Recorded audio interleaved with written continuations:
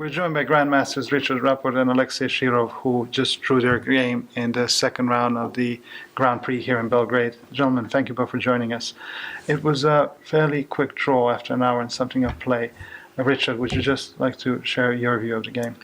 Oh, yeah, this can happen, especially nowadays. I just went for a very solid line.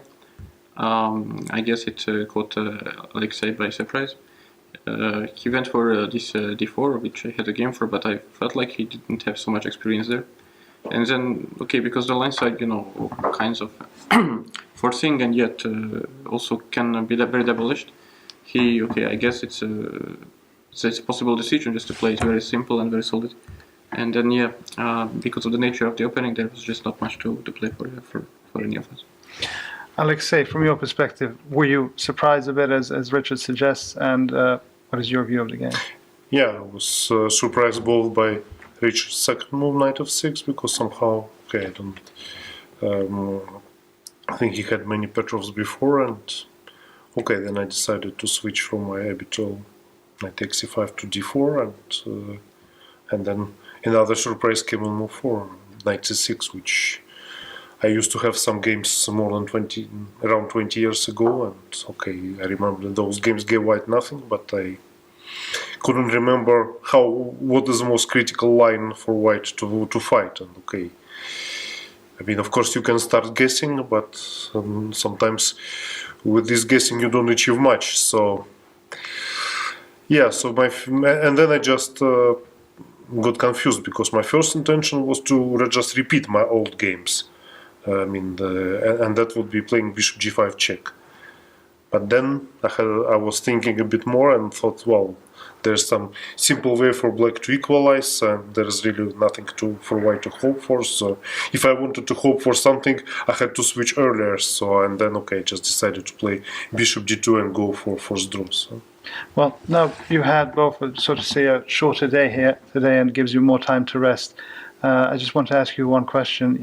Richard, you're native of Belgrade now, for some time now actually, and Alexei, you've been here before several times. What's your impression of Belgrade and of this place? Obviously, the country here considers itself to be a big chess nation, obviously from the times of Yugoslavia. What are your memories of this place?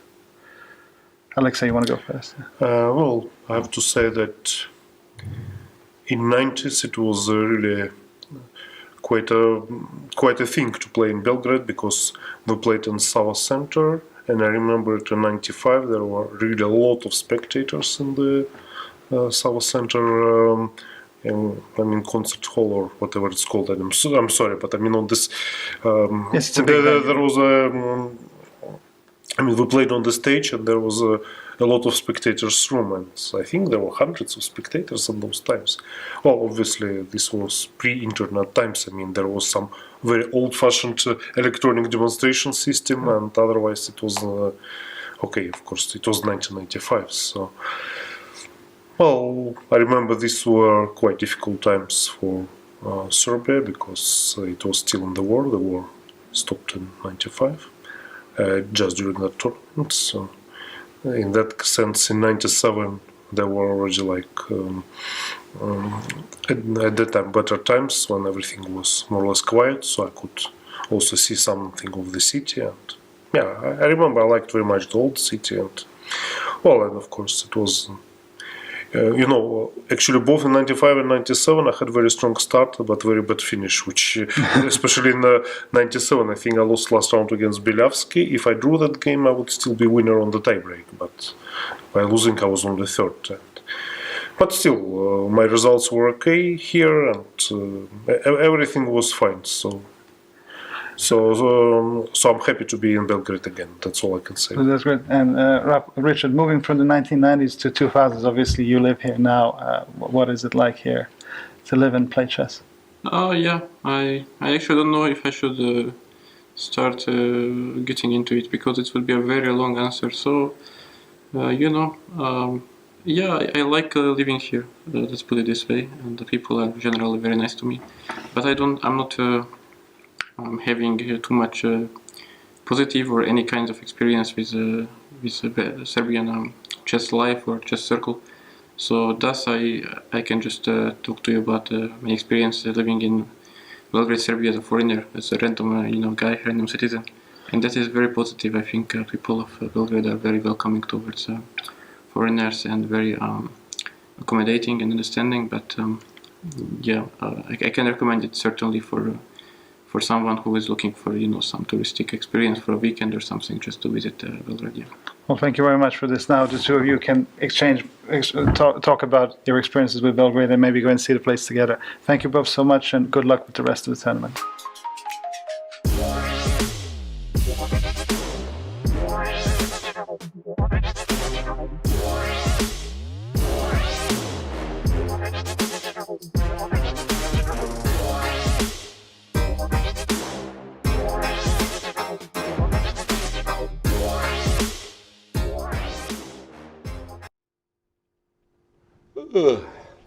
I was watching Pool D results, Teodora. Hello everyone and welcome to the second leg of FIDE Grand Prix in Belgrade. Yes, today's round 3. Yes, Pool D yet to start the tournament. All draws here. Welcome everybody, and let's check what were yesterday's results, what is the standings after yesterday, what awaits for us today. Right, we can see the first move. Once again, the ceremonial first move is going to be made today, this time by the chess players, right? Yes, it will be made by Nigel Short and Alisa Maric. I think everybody knows the Nigel Short, right? The first person, but Alisa Maric, I mean, not everybody will be familiar with her. She was a contender for the World Women's Chess Championship titles, so she was considered actually to be the strongest female player of Serbia. So, yes, here we can see the standings, right. yes. Okay, so Pool D, very easy, all draws, no one's in the lead. If we start from the start, right? So Pool A, Andreikin and Sam Shankland tied for first and playing each other today. Andreikin for the first time in this tournament having the white pieces, so that's certainly the game not to miss. In Pool B, we have clearly the 100% Anish Giri today with the black pieces against Pentala Harikrishna. Also a very important game for Anish, even though he's not playing his direct kind of pursuiter, right? So the second spot in B group is Nikita Vidugov. More or less similar situation is in Pool C, where Vidit won 2 games, so 2 out of 2, but he is paired against Richard Rapport. Who is the second? Yeah, Rapport having the white pieces. So it's, well, depends on the angle you look on it. So Vidit is in comfortable lead, yes, 1 full point after 2 rounds. He loses today and he's tied with Rapport. So that's a still very shaky situation with 4 rounds to go.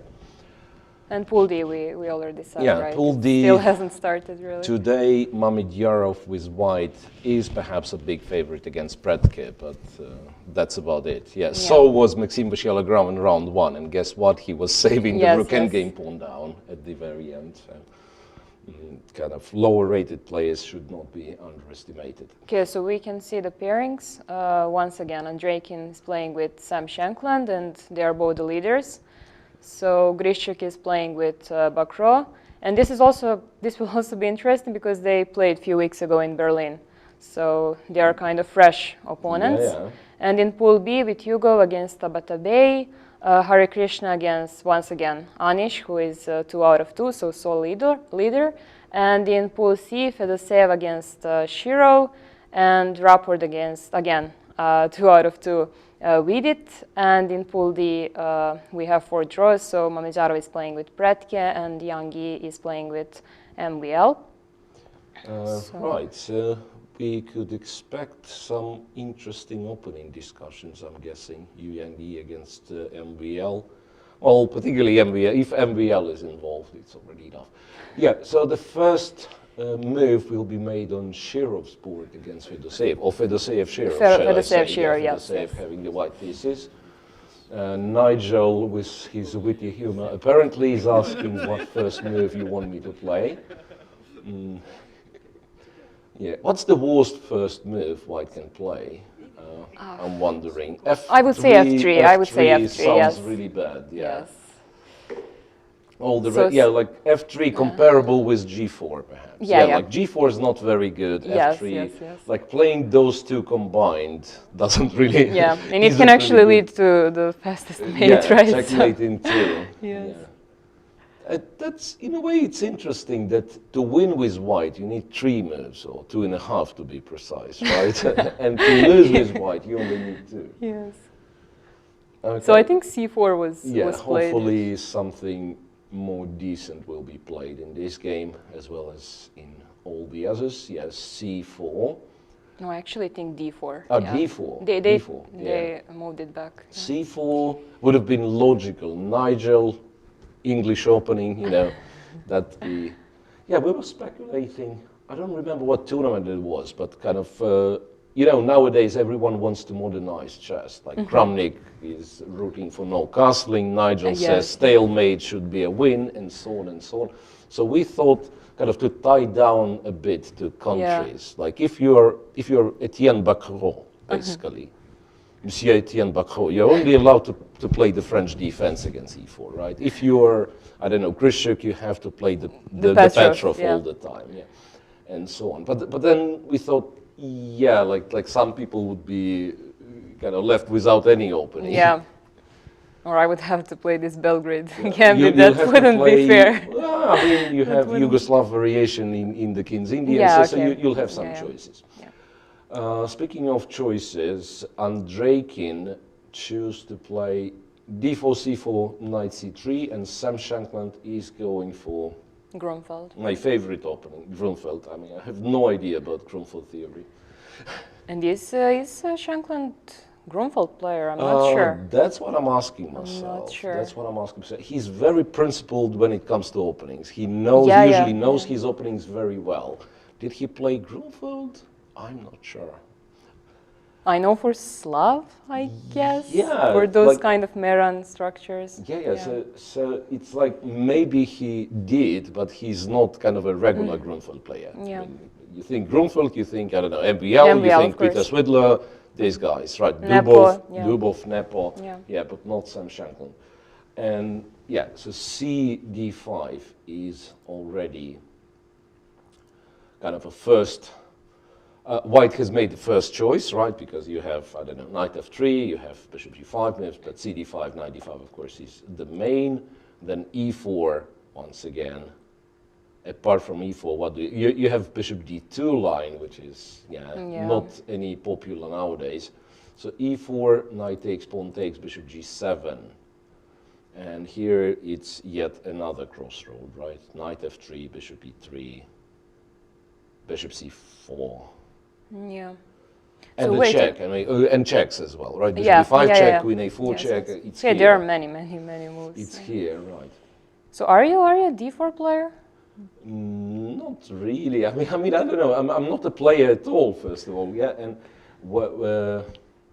I think kind of the years when I was sort of professional, right? I would mostly do like deviations from d4. So I would start with knight f3, and you know sometimes it would transpose to d4. But Grunfeld, like main Grunfeld, I've probably never touched in my life. I mean, maybe played a game or two, but mostly it would be knight f3, c4, some anti-Grunfeld. No, Grunfeld is type of the opening, at least for me, because I'm also a d4 player, and let's say from the white side, it's very difficult to sort of find anything because there's so much theory, and it's also very annoying from the white side, but also from the black side, it seems a bit passive to play, to learn all those lines. So I don't like it with neither of colors, it's actually. like it should be banned from Yes. tournament practice. Right, Exactly, yes. So that, indeed, I mean, if you can only play the Grunfeld if it was your first opening. I mean, that's my belief. Like mean when you learn it from the childhood? If Yeah. you're born with it, and then you're cursing your life, but you still play the Grunfeld because you don't know anything else. But other than that, kind of to try to learn it as an adult, it's really hard. But let's see if Sam Shankland managed. Andreikin, though, I'm thinking Andreikin is. It's hard to say. I wanted to claim that he's an e4 player, but not really. I mean, he does both, and he's not the person with kind of, deep he doesn't seem to be a person with deep theoretical knowledge. He's more of a practical player. So, and getting some playable position in the Grunfeld is a challenge, actually, right? Yes, So yes. against, say, Slav, you can go e3 and get one of those flexible positions and play, quote unquote play. Yeah, still a lot of theory, but at least like the responsibility on each move is not that high. So you can hope to outplay the opponent in the middle game. Grunfeld, if you don't have an idea, the specific idea what setup you're going for, you might as well end up being worse. Yeah. Straight from the start. So he goes knight f3. No, he also doesn't seem to be very surprised. So it means that By the Shankland Grunfeld, does play Grunfeld, but I also didn't know. Okay. After knight f3. I think c5 is. Yes, is the c5 move, is yeah. kind of always the move. But there is some difference between c5 and castling. I'm just not sure. Which is which? Yeah. There should be some difference, I think. Yeah, for sure. Yeah. For sure. c5, yeah, I mean, there is rook b1, there is one bishop e3. It's all the stuff. Okay, so here, Andreikin, he knows what he's doing. Yeah, I thought he'd be, bishop b5 check. Yeah. Wait a second, what's that? Bishop b5 check. Yeah, I think knight c6. Knight c6, yeah, I do remember that it was knight c6, and somehow this line with d5 works for black. Yeah. How does it work? We might find out, right? Okay, a6 is always there, so... Yeah, a6 is always there, yeah, indeed. So d5, I think you do not supposed to capture that one, because bishop d2, now taking on a1 is just bad, right? Okay, never mind. Never mind, white castles.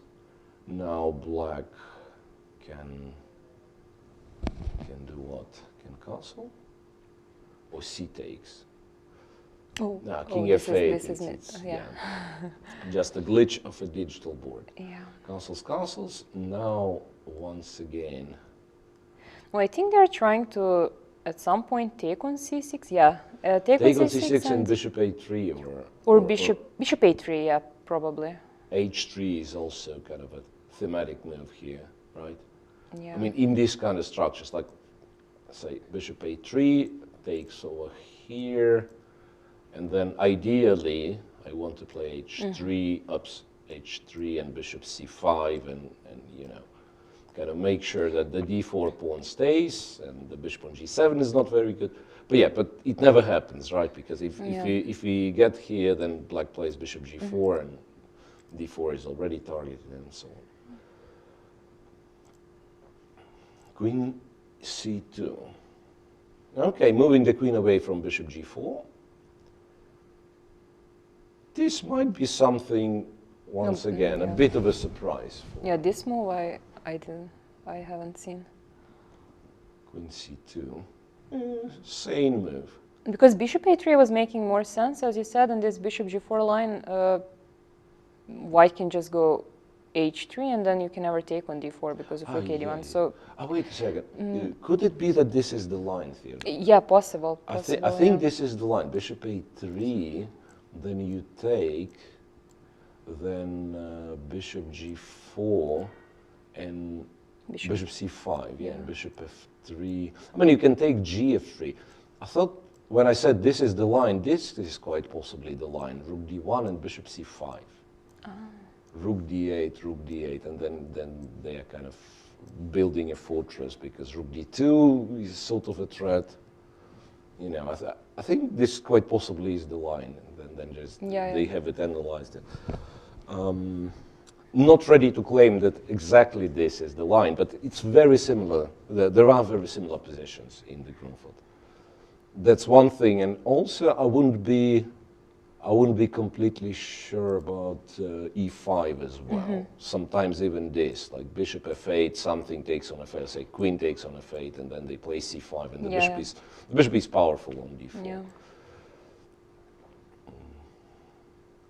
Okay, so queen to c2, c takes d4, well, c takes d4, obviously. Yeah, queen c2 you need for two things. You stop c5, right? Yeah. But after bishop g4, you apparently go knight e5 here. And you try to prove that... Oh no, wait a second. Can I? Yeah, I can go knight e5, yeah. Because if you take, it's bishop... Oh, I cannot. B2, I guess. Yeah, I thought bishop b2, but then queen b6 or b4. Queen b4, for No, but instance. then rook that- b1. Rook b1. Rook b1, and the bishop is hanging. And so knight d7 if you Bishop want. e5, bishop e5. No, but I'm not sure what. Yeah, the queen moves. It's like having the dark square bishop here. It's not enough, kind of, to say that the black's position is dangerous. So I guess then it's tricky. Because still, I can't think of any other move but knight e5, right? So queen takes, bishop b2. Oh, bishop b4. Sorry, queen b4. At the very least, I thought can play maybe a3, queen b5. Yeah, and I'm running out of tempi. Or queen b7. Taking this doesn't make any sense. Rook b1. Yes, bishop e5 is here. Bishop c3, queen c5 is here. Confused. Seriously confused. Wait, so Perhaps- bishop g4 was played, right? Yeah, bishop g4 is on the board. Yeah, bishop g4 is on the board. I don't see any other way to protect d4, to be honest. And I don't think white wants to take on gf3 after bishop Yeah, yeah. f3, right? So Right. A bit of a... no, knight e5. I somehow Knight feel like e5, black yeah, shouldn't be able to take on d4. I don't know. But what we do? Rook b1 is strictly only move, it seems. Oh, sorry, not rook bishop b1, b2, bishop yeah. b2, of course, yeah, rook b1. I thought rook b1, it's kind of, rook b1, knight is hanging, and then for some reason I've mentioned this, rook b1. Bishop b2, and yeah, perhaps worth mentioning that this, I can play knight c4, trade on g7. Still, I don't believe white can be better. White probably has compensation of some sort, right? The c6 pawn being weak, but white is not better. But queen b4 doesn't allow even that. So confused, really. Confused, what does it mean? Shall we move on for the second game of this group, of this pool? Grishuk with white against Bakrov, and it's a Petrov. It's a Petrov from Bakrov, not from Grishuk. So what was the opening which they played in Berlin? I don't remember. I just I thought it was French, by the way. think Grishuk won, right, with white. I'm not somehow recalling that he won. I don't remember, really. Strangely, I was the commentator there, I don't remember. I remember Bakrov lost 2 games to Yesipenko. But for Grishuk, I'm not sure. No, I think it was Rouser. Is it possible? Because Because I remember perhaps, that it was some long castle, he had bishop on b3. I just remember you're some right, you're pictures, Right. you You're know. right, it's a last round. Yes, and yes, last that's round, why I don't exactly, remember. yes. It was the last round, and by then it was like all focused on the other game, Yeah, yeah. Yesipenko and Nakamura. and Nakamura, that's why. yes. Yeah, it was not only the last round, but the last game to finish. So the longest game. D4, D5. And also they're the same age. I didn't know Bakrov and that. Grishuk, yeah. So they have huge past of the game. So. Yeah, they've played each other on multiple occasions. C4, C6, C takes, knight C3. Here, I don't even know I don't remember, what you're supposed to be doing.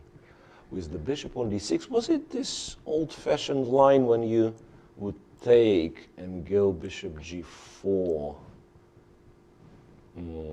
and some rook B1 and B6 and C4 and so on?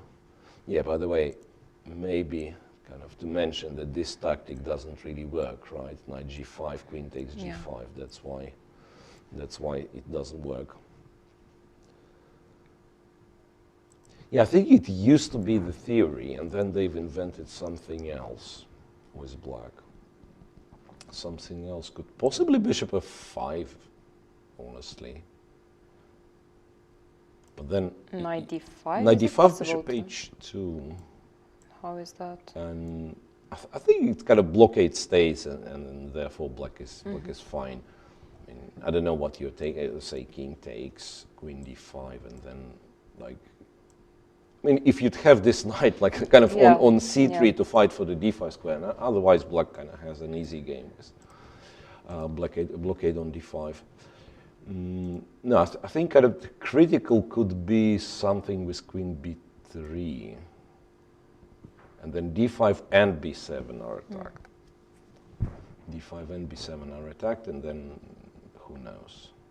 Knight c3 was Knight why it was. c3, bishop f5.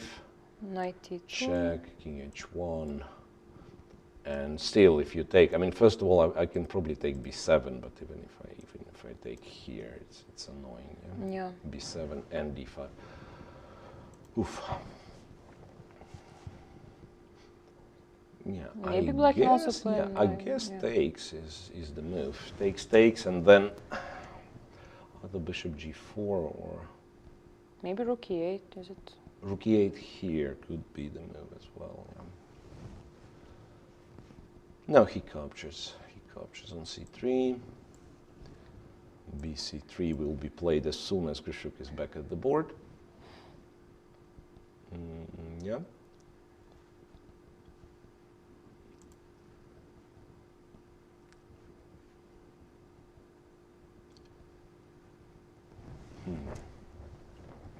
I'm still trying to recall, because that's for a change. I mean, I'm no expert on opening theory of any line, but this bishop d6 system, like over here, you have the old-fashioned, the cup of Kasparov thing with bishop e7. How is that? Castles, knight c6.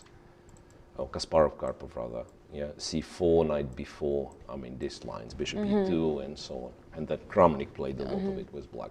Or you have bishop d6. And I was studying this bishop d6, and then later on looked at it with some students of mine. And we were using some, I mean, it's good old days, so the engines were not very good. And we were using some correspondence databases. And what I remember that over here, by the way, rook b1, I think, was just played by Grishuk, yeah. Over here, there used to be some really like crazily sharp lines, but I can't really wrap my head around. I mean, how do you make it sharp here in this position?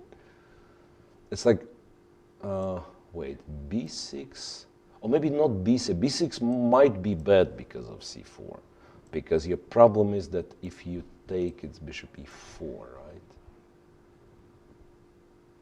Is it right, though?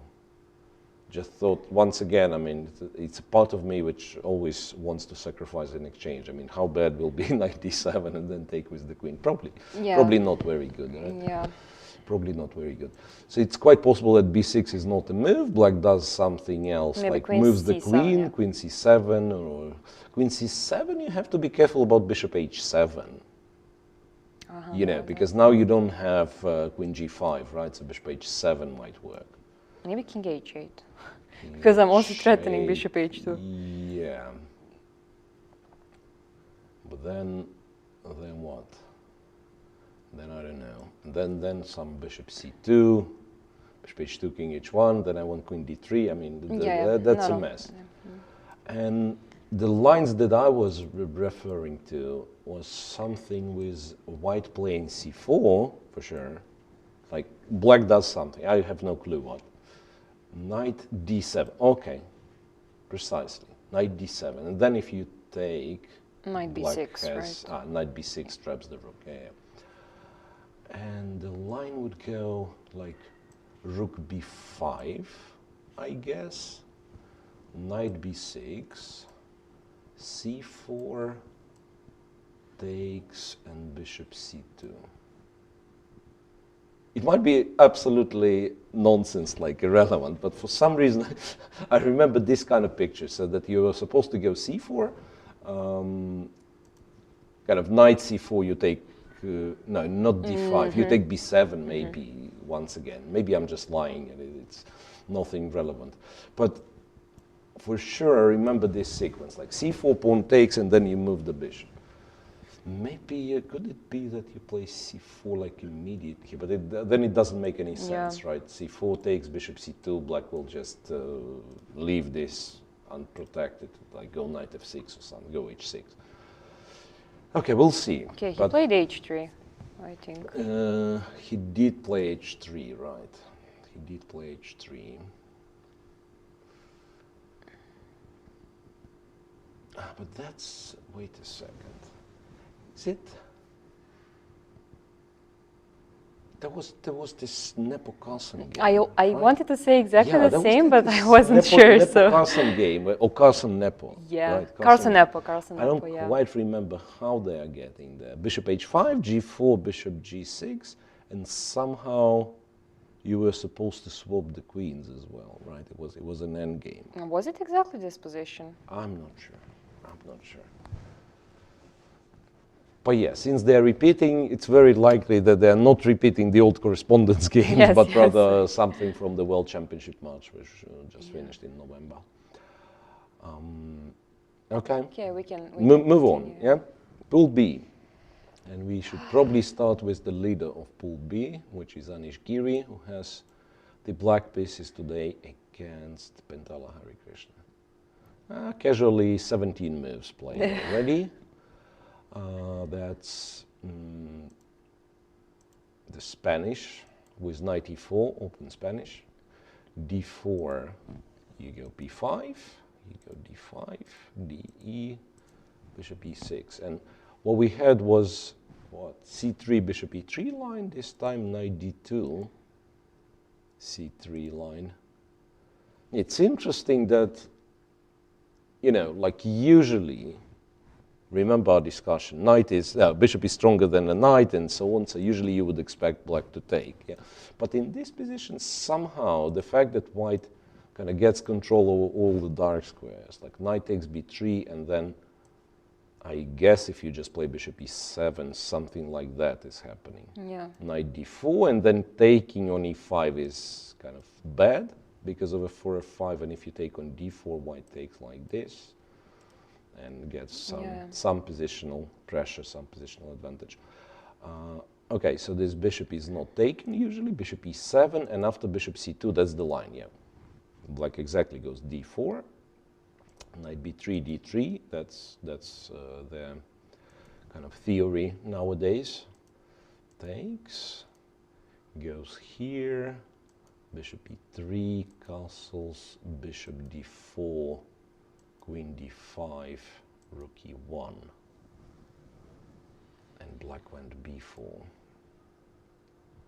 This is not very easy to wrap someone's head around it. Bishop d4, yeah, understandable, I want to win the pawn, right? Queen d5 targets b3, so now if you take all that, then queen b3 at the end, rook e1 and b4. Also, Anish blitzed everything out very quickly. Anish, of course, knows his stuff, and this time it's black who chooses the line, right? So after knight e4, for white it's not that many choices, so you can kind of prepare well. Once again, I'm ready to claim that this is not a type of opening that Harikrishna would like it to be, right? So he would prefer it to be a little slower, kind of. Okay, so again, d3, black can't really take because b3 is hanging. So Yeah. then a6 is hanging. Everything is hanging. I mean, let's try to take, right? Yeah, but queen b3, and if you take a6, he'll take. Okay, we can check this. Rook takes. Black trades over here. Probably takes on d4. Pawn takes, perhaps. Actually, kind of knight. Pawn takes and queen b2. I don't think black is any oops. Yeah. Again, there is a magical button which switches from game to game. Yeah. So here, the b pawn, I'm afraid, is just too dangerous, No, right? this is... So it's like if white has a few moves and rook e3 and stopping it on b4, then I would think that white might be even better, right? Because the bishop is not very good. But being as it is, like this pawn is very likely to run very fast. Bishop takes d3 played, so we might see all that.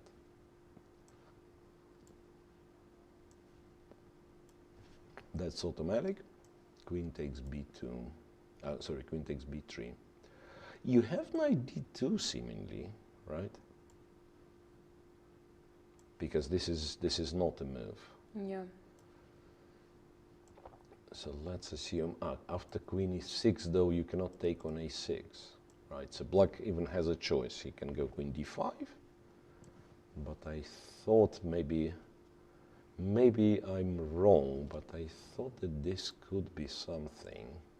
Like queen takes, knight d4, queen d4, and I was hoping for knight c4 to work, but yeah, but my queen is somewhere. Like, yeah, if it was on e2, I yes, would prefer if it it was on on e2, it right? would be good. Even then, perhaps black plays rook d8. Yes. So you need not only the queen on e2, but b2 move so that rook d1 we also control the file. Then maybe white has something. Yeah, being as it is, black has bishop c5 and then rook d8, g6, and Okay, so bc3 shouldn't have any problems. Okay, let me update it. Bishop d3, traded bc3. Okay. bc3. Okay, so this way, you can't take on a6, right? Because knight b4 looks like, yeah, knight b4 works. So a6 can't be taken. On the other hand, this is also not possible because bishop b4.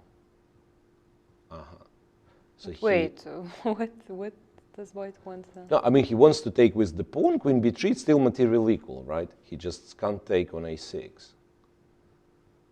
Yeah, maybe rook e b1? Queen e6, and still the pawn is protected indirectly, right? Because if white takes, there is knight d4 at the end. Yeah. Knight d4 and knight e6. It's not like white is worse or anything, but probably not better. And also the position is somewhat imbalanced. Okay, but judging by the clock, do you think Hare Krishna knows this position? No, not really. I mean, it's strange. Once again, I've never understood players who spend like, what did he do? Like 20, 25 minutes reaching this. You either know and then you have time of Anish, or you spend an hour because it's exactly, 20 moves, right? And this is some weird mixture. So my guess would be he knew till a certain point, and then started to think kind of recently. For some reason, I think b4 could be a new move, but once again, no guarantees there. Also on b4, I thought c4 is maybe. I'm not sure if it's possible. C4, yeah, and then if the queen goes, and then just to take the pawn. But the pin looks very annoying, right? very like, annoying. Like yes. F to D. Maybe not even trading on D3 immediately. Just go rook F to D8. Yeah. And this is like really awkward. So the thing is, like, even if you unpin, right? I don't know, bishop E3. I don't take the queen. I play A5. You go queen E2.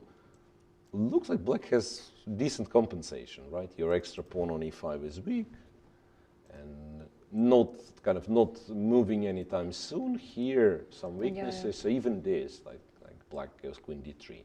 And let's not forget in this line at some point I was blundering the queen for white. So this line is not possible at all. Yeah, we could say Anish has solved all the opening problems, if there were any. he's very well prepared, has to Yeah. be said. So making chess courses on openings is maybe a secret way of learning the openings for oneself. What's the other game? Video golf, right? Video golf and Tabatabai, other game in this group. No, actually, I just remember that yesterday we mentioned that Magnus is playing everything, and I think Anish is also playing quite a lot of things with both colors. So.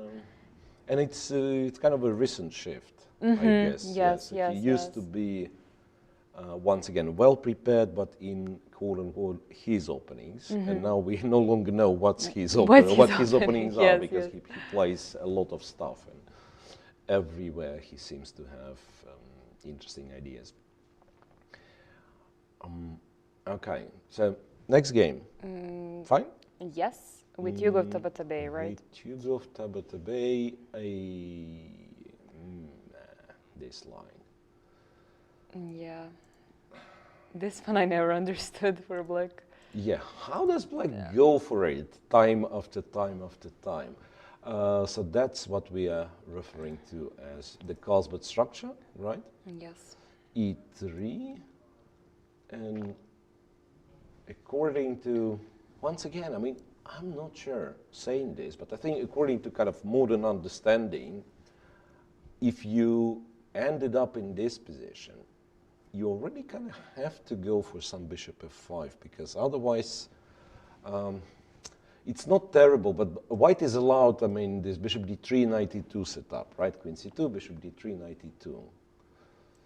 So that's why a lot of people, they actually go for knight f6, right? Trying to, or rather, if we are talking the usual queen's gambit, right? So they go knight f6, trying to scare you out of knight c3 because of a nimzo, and then if you go knight f3, d5, so now if you want to play the Carlsbad, your knight's already on f3. Yeah. Right? Or alternatively, this good old bishop e7 move also, which looks weird at first, right? But you kind of want white to speak up. So you can't play bishop g5, so moves are knight f3 or bishop f4.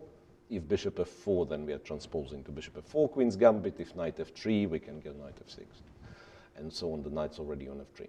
So here, since we got to this position, the bishop f5 is kind of not forced, but at least it has an idea, right? So I'm not letting you develop the bishop to d3, queen to c2.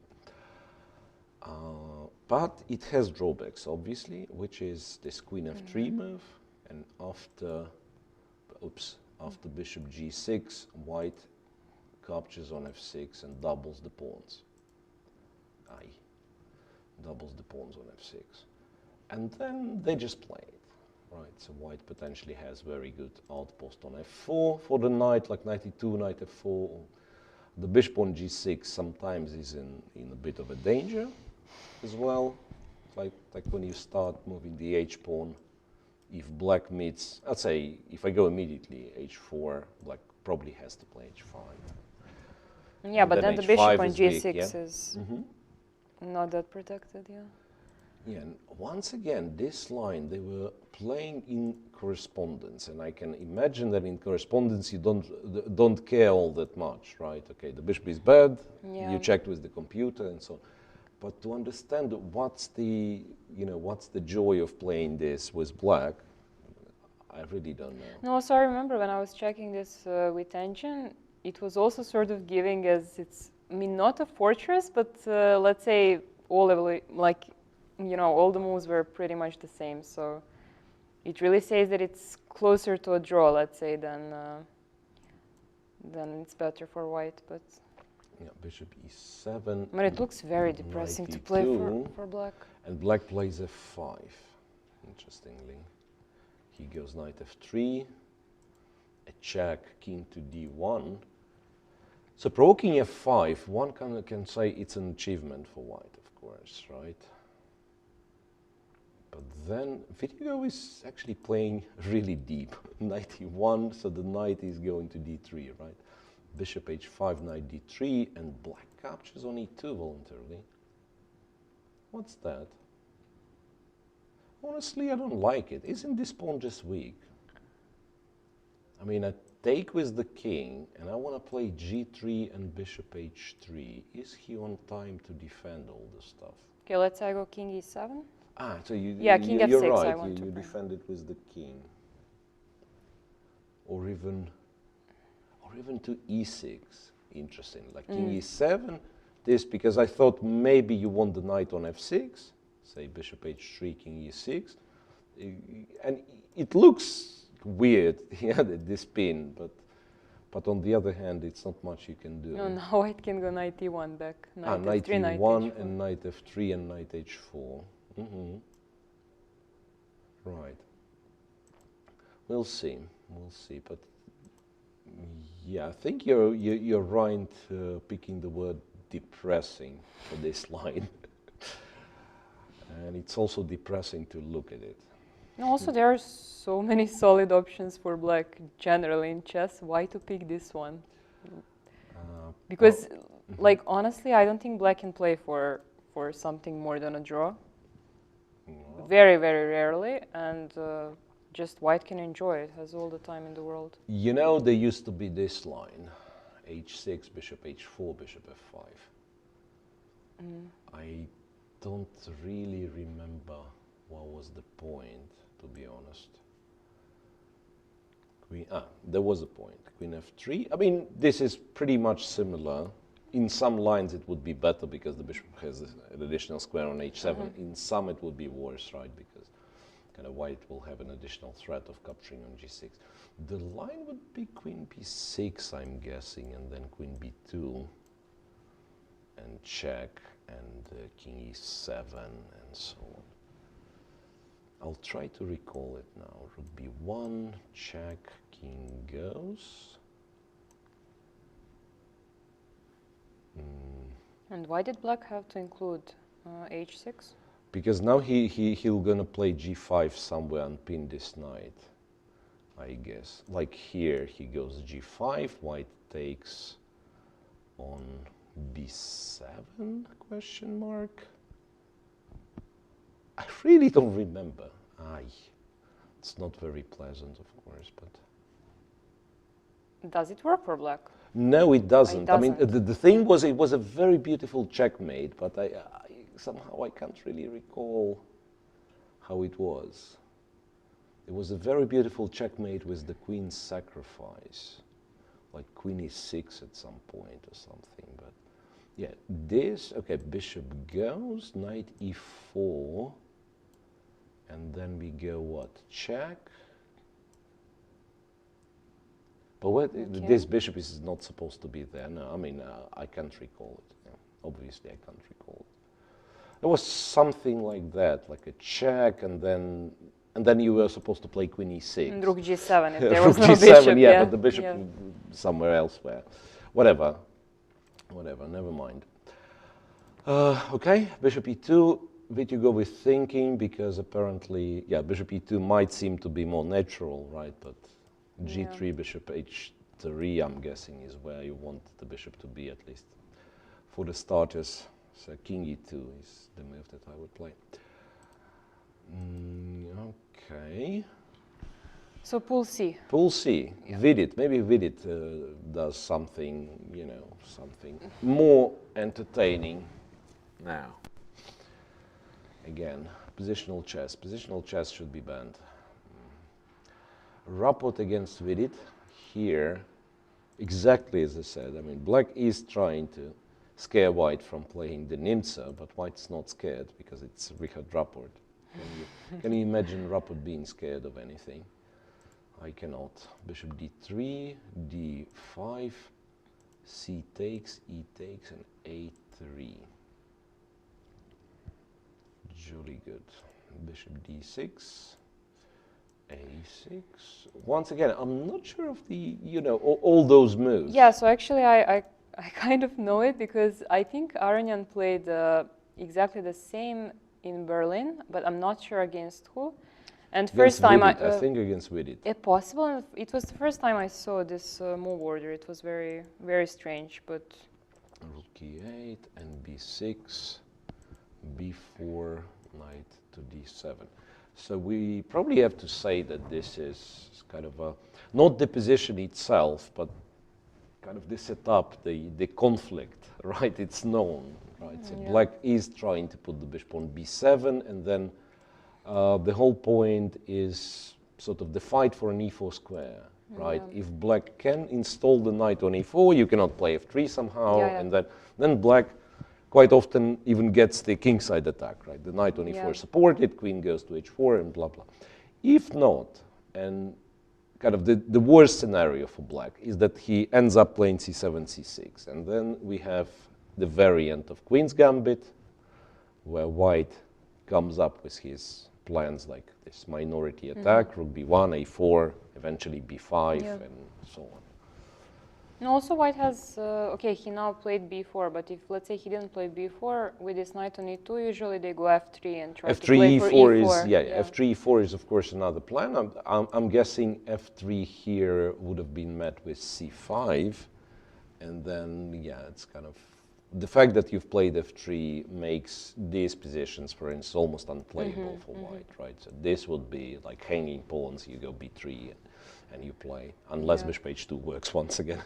With pawn on f3, like having the e3 pawn weak is not very nice. So probably b4 is played exactly for that, to stop or to make c5 less attractive. Black goes knight d7, and now rapport is the move, after knight d7. So first question, I just see knight d5 is some sort of possibility because of queen c6, but knight d5. Knight takes, knight takes d5, for instance, queen c6, right? Do we really win it? There is also some bishop h2 because rook e6 will come with a Yeah, tempo. bishop h2. Yeah, I mean, for some reason, like, I don't believe it works. Yeah, feels wrong. But how to prove it, I'm not sure yet.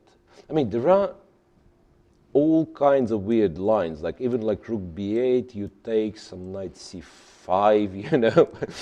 I mean, with these tricks, and then white goes bishop h7, king h7, gives a check. And it probably doesn't end there, right? Because b takes, and then what? White's pawn up, but black has two bishops, everything active. All of a sudden, the rook on b8 is on its place. But I believe it's just just kind of a rough line, and black, if he spends some time, he should find a better way.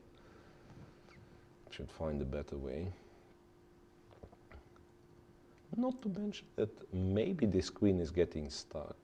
Knight f6 takes. Nah, I don't see how to trap it. Interesting. And also, why to go knight d7 instead of bishop b7? That's a good question. Bishop will most certainly go to b7 anyway. So. Yeah, knight d7 kind of not that easy to explain, right? I still want to check this. Knight g4. And at least this seems to be working, right? So king g1, queen h4. This seems to be working for black. Till some extent, at least, right? Queen f2, queen h4 is already a perpetual, so this is something not to be afraid of. So after knight g4, apparently king g3 is the move. And then God knows what happens. Queen d6 or queen g5, right? Maybe it's nothing. I don't know. Maybe just play f4, right? And you claim that nothing can be done. Queen h6, right? Once again, queen h6, queen h2. Okay. Queen h6, bishop d2, for instance, right? Check here. Pretty much any check is a checkmate. Maybe but yeah, but if you move the knight, he gets the square on f2, right? Queen h5, don't know, knight 3. Yeah. So it's very tricky. Now, I mean, it feels wrong to take on h2, but sometimes these things work, so Yeah. at least to check it. To find the reason why knight d7, not bishop b7 is harder. It's harder, though. Because one of the things to consider in such positions, right, when you play b6 and still don't have the bishop on b7, is that white will play e4. But then once again, it's an argument for bishop b7, not against bishop b7, because after this, e4 is also kind of a legit move. So pawn takes, knight takes. You're probably fine with bishop b7, yeah, but that's kind of an extra option for white anyway. And obviously, no, this is actually, yeah, this is actually takes and queen h4, so that's why, or bishop h2. Yeah, but this is better, yes. Yeah. This is winning the piece, yeah. So e4 is not an option, okay, disregard that. But still, yeah, knight d7 is confusing. And there is knight d5 to check, and there is also what, I mean, knight g3 is probably not such a terrible idea. Controlling this once again, I mean, opting for knight f5. Maybe he wants to play some fast c5. Because let's say if black went bishop b7, there was some rook b1, and then Yeah. this pin can be a bit annoying. Yeah, you're right. So if bishop b7 happens, one of the things to do would be just to play rook b1, which is a useful move anyway. Yeah. Very often white would go a4, b5, yeah. And also, yeah, c5 is completely stopped because b takes and the bishop on b7 is hanging. Right, so here at least we can be more or less sure that nobody knows what's on the board. Move 11, both players thinking, so that means, yeah, that means the theory, the official theory is over at least. But so far, we've gone through more than half of all games, and I'm yet to find something really exciting, pardon me. So pool D is generally promising. So. Fedoseev Vishirov we still have. Yeah. Which is Slav, and queen d3 in Slav. That's what was an antidote to queen d3 when I was last checking it? dc4, right? Yeah, like no, but there was dc4 obviously is the move, right? But there was a specific move. Which would highlight the difference between queen d3 and queen b3. This is what I remember. I thought it's same, actually. No, I mean, if you take on c4, it's obviously the same, right? But so my logic is like that. After queen b3, apart from d takes c4, you have a5. You have a5, and the point is that black kind of threatens a4, pretty much plays a4 after any move. Maybe you can show it. Maybe you can just show it, yeah. Okay, queen b3. Here, right, like queen b3, a5, and then, I don't know, you go g3, for instance, a4 is possible, right? Yeah. And knight a4, dc4, and then b5. Yeah. Okay. So, and it's only logical, like if, let's say, if queen d3 would be forcing to take on c4, nobody would play queen b3, because it's kind of the same line, but with extra option for black. And logically, there should be the way for black to face queen d3 as well, to make difference. And that's exactly what Shiro was trying to do. So he didn't take on c4, he went b6. And obviously, yeah, if you do not capture on d5 now, then bishop a6 will be annoying. Yeah. C takes, bishop a6, queen goes to c2, c takes d5. And we get a weird exchange Slav. I mean, where black forgotten to develop bishop on f5, like white goes bishop f4, so that white queen is strangely placed, but all the rest, it's like the exchange Slav, right? And black, instead of having the bishop on f5, the knight on c6, the pawn on b7, he spent a couple of tempi like developing the bishop to a6, and I'm not sure if he enjoys it a lot. Looks dubious, if you ask me. rook c1, he's planning for what? Some queen c4. No, queen c4, just queen somewhere. Back to d1. Queen d1, I right? thought, yeah. Then e3, Back no, to no. d1. Maybe but- queen but- b7, but I don't think yeah, it- maybe queen b7 is the move, right? It looks very dangerous. But then, yeah, then even if I play it like very simple, go e3, take with, I don't know, with something. Maybe a6 and he's on time. A6 is fine. A6, b5. Because I thought bishop e7, knight b5 looks terrifying, right? Maybe instead of e3, knight b5. is Knight more- b5 here, right, where you probably have to take. And rook c8 probably is. A6, queen c6. Yeah, yeah, queen White will c6. claim, white will claim serious advantage, right? And there is bishop b4, although, yeah. Bishop b4, maybe not so serious advantage, right? Because it's also awkward for white. Yeah. Like if you go to d1, then knight e4, and you'll have to spend more tempo. If you go bishop d2, then black is not that scared. He can trade the bishop, trade the queens, go king e7. Yeah, yeah. All right. So it looks really, really suspicious what Shirov is doing, but it might work. It might work. Still not entirely convinced.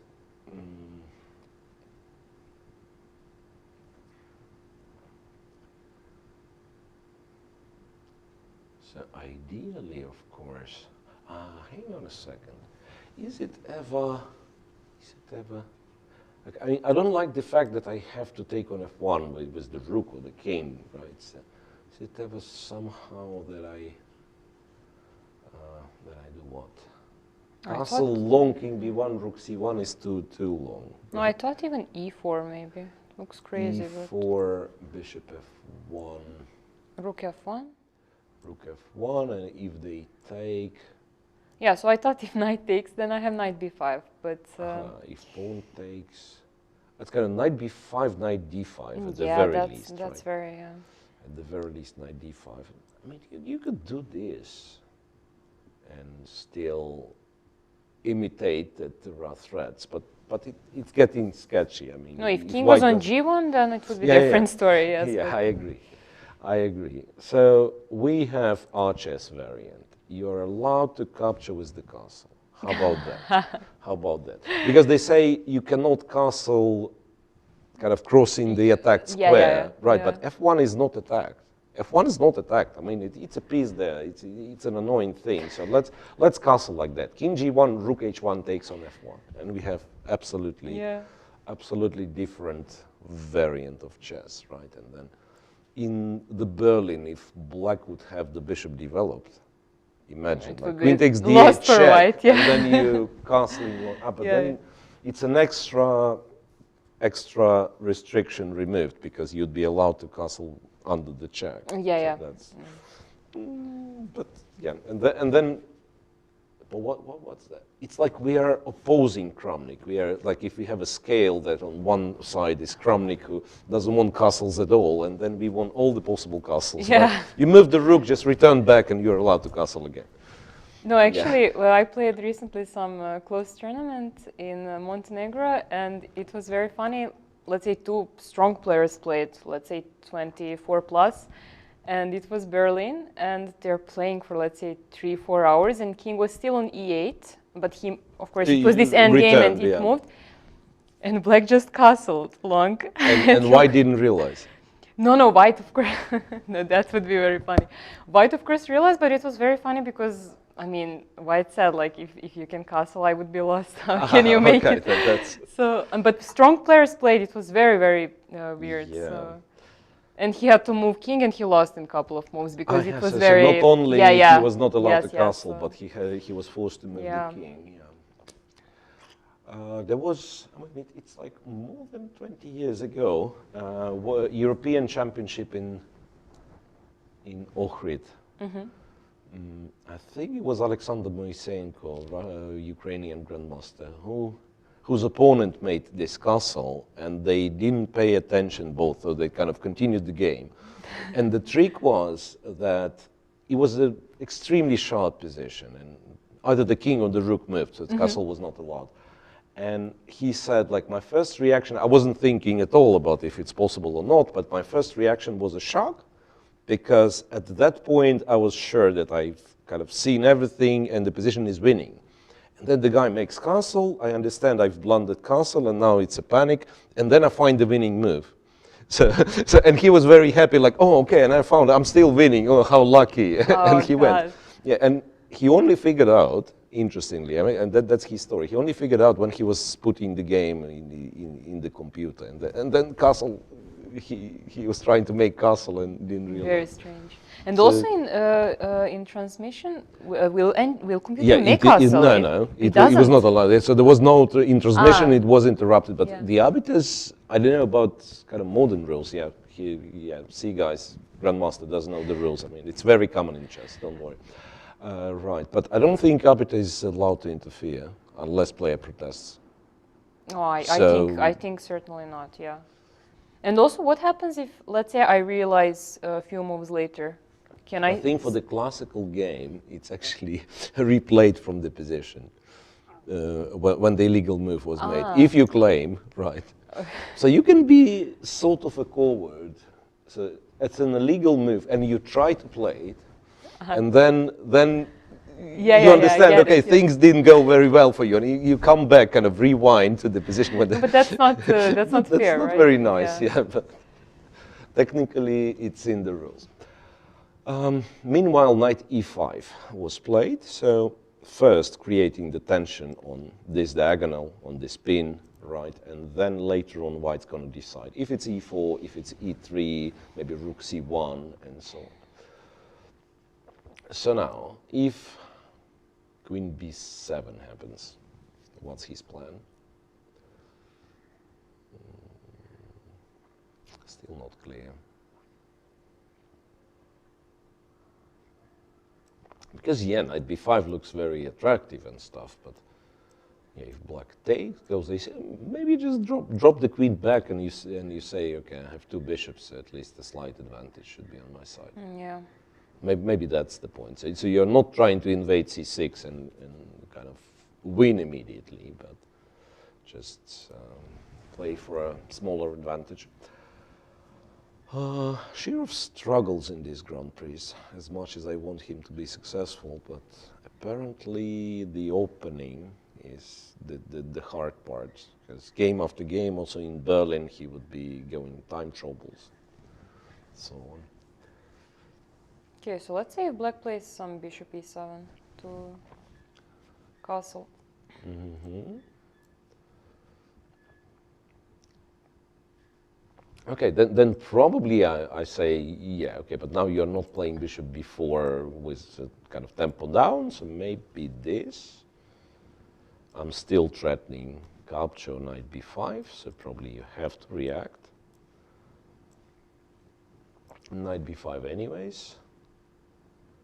Castles, I think knight c7 works, right? Yeah. Because the rook is protected, there is no pin on the c file. So I assume this knight has to be taken. After a6, I can go queen c6, and after this check, maybe this is an advantage, I don't know. Takes, knight e4, I'd say king e3, like takes. So if I'm able to extract the knight, go king f2 and e3, is it better? Because it's hard to get rid of this knight on c6, right? Especially if, like, the king is getting stuck in the center. If you castle, you still cannot play rook c8 because check. Yeah. So it's a little bit. Maybe rook c8, knight b8 is how you do it. Maybe I'm actually over optimistic. Maybe I'll lose some material now. No, with bishop on f1, it's I agree. Slow, I mean, slow, it's not how chess has to be played, realistically. Right. So maybe it's not that bad after all. It looked like. No, it feels very strange. For black, right? Yes. Like he. No, it even feels like, let's say, white can even have some winning move. I mean, it really feels strange when you see the position. Like. You know what? G4, G5 Yeah, after I knight wanted to E5. say, but, That's sort of an idea. But That is- then, let's say G4, H6, white is not threatening. After H4, white doesn't have a threat, so that's also... It still would be up what? B5. Yeah. B5. B5, and if, pardon me, if white takes on B5, and it's not if, it's when white takes on B5, because that's the only reasonable move that white has, right? Is he planning for bishop takes and rook B8?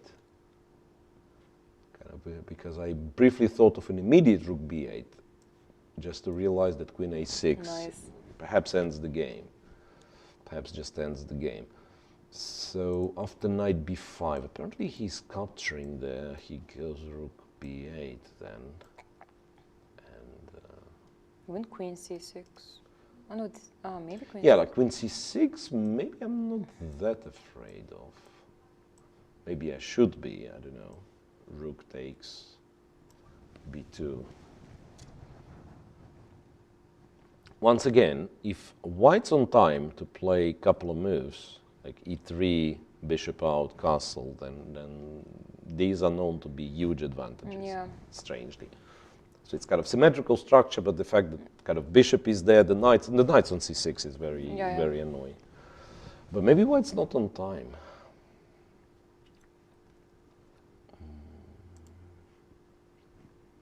Really interesting, this B5 thing. I thought if white goes back, then even B4 push is not out of the question, right? Or just go queen B7. No, first I thought maybe queen A5, but... Queen A5, yeah. Yeah, and he did play it. Yeah, but he played it very quickly once again. I really thought he'll spend some time. Queen A5. Yeah, and when the move is played, you actually realize it's an annoying move. But what happens on B4, knight B5, Knight right? B5 and then still. rook B8 doesn't make Yeah, so sense, kind yeah. of seems that white did stupid thing, right? Because black has Yes, the B4 yes, pawn, but yeah. in fact, maybe it's in white's favor. Like if rook B8, now we go queen A4, and then yeah, after E3 and bishop to B5 or A6, white will be practically winning. So maybe B5 was just an unlucky move after queen A5, unless, of course, Shirov knows something. Takes the knight and go knight D7. How about that? Take the knight. If bishop takes, go knight D7. E3? E3 just to win this guy, yeah. Take back, right? No, wait. Maybe there is knight B5? Maybe there is knight B5. Yeah. No, but wait, knight B5 I take and I block with the knight. Yeah. Yes. No, just take. Just take.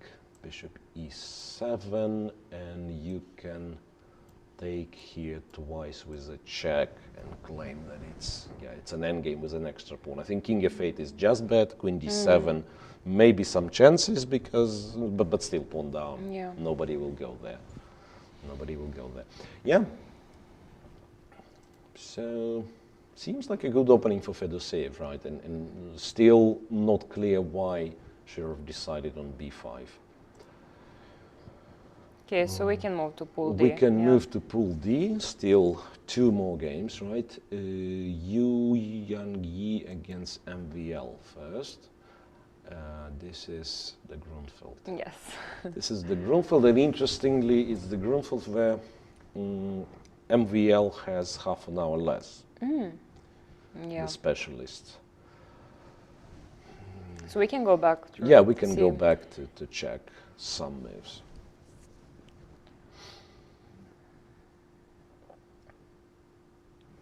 You is thinking over his move 17 already, and he is still on 122. Okay, so bishop g7, bishop c4, c5, knight e2, castles, castles, knight c6, bishop e3. This used to be, once again, tested a lot in Cup of Kasparov matches, right? This bishop f7. Bishop f7, yeah. How was that? I don't Bishop, bishop g4, f3, and then with or without exchange on d4, they were playing this position. Knight a5, bishop f7, rook f7, takes, trade here. I think king was taking, and then Yeah, yeah. I don't recall the other moves, like queen d6 or something. Yeah. Yeah, but that was debated, and they came to the conclusion that back then that black was okay, but nowadays they don't play it anymore. So instead b6, and that's one of the main lines. Rook e1, bishop b7, bishop b5. I guess all that is known.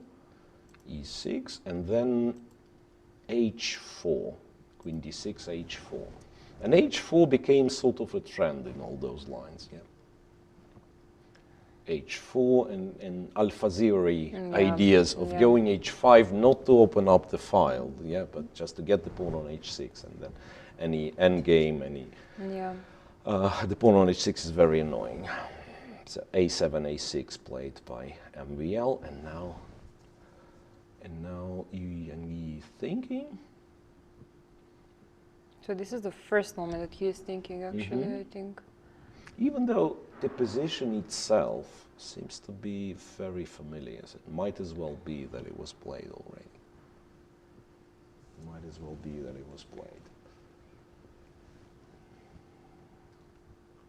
Okay, it's very, very hard, I mean, to, to tell something about the position that where for some people it could be still theory, right? Yeah. Okay, so I guess he's thinking about bishop d3 or bishop a4, right? Because yeah, capturing on c6 here is probably not what you want to do, right? I mean, sometimes it is the move, like, and then d5, and then kind of d5, yeah. h5, but there is a feeling like white's not on time. Yeah. Yeah. Especially that there'll be some bishop a4, Yeah. right? Yeah. So like takes here, bishop a4, and d5 is probably just a weakness. So not taking on c6. Bishop d3, I was wondering if this is possible. I mean, plain and simple, I just want a pawn. No, then bishop a4, I didn't see this was hanging. So knight takes, bishop takes, right? I mean, it's still a debate because I mean, some position like this, but probably nothing special. And there is bishop e5 a6, also, yeah, right? bishop Yeah. takes, and then e5. e5, and you're forcing trade of queens, yeah, which is probably just a draw. Yeah, so perhaps after a6 he has to play bishop a4, and then we'll see.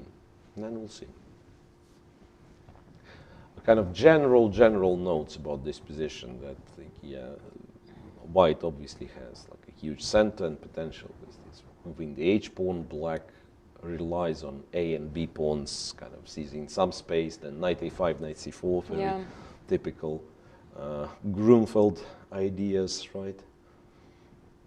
So should black ever try to stop h4 with h5, or it's Somehow they never play h5. Yeah. Yeah. Why is that? I'm not even sure why.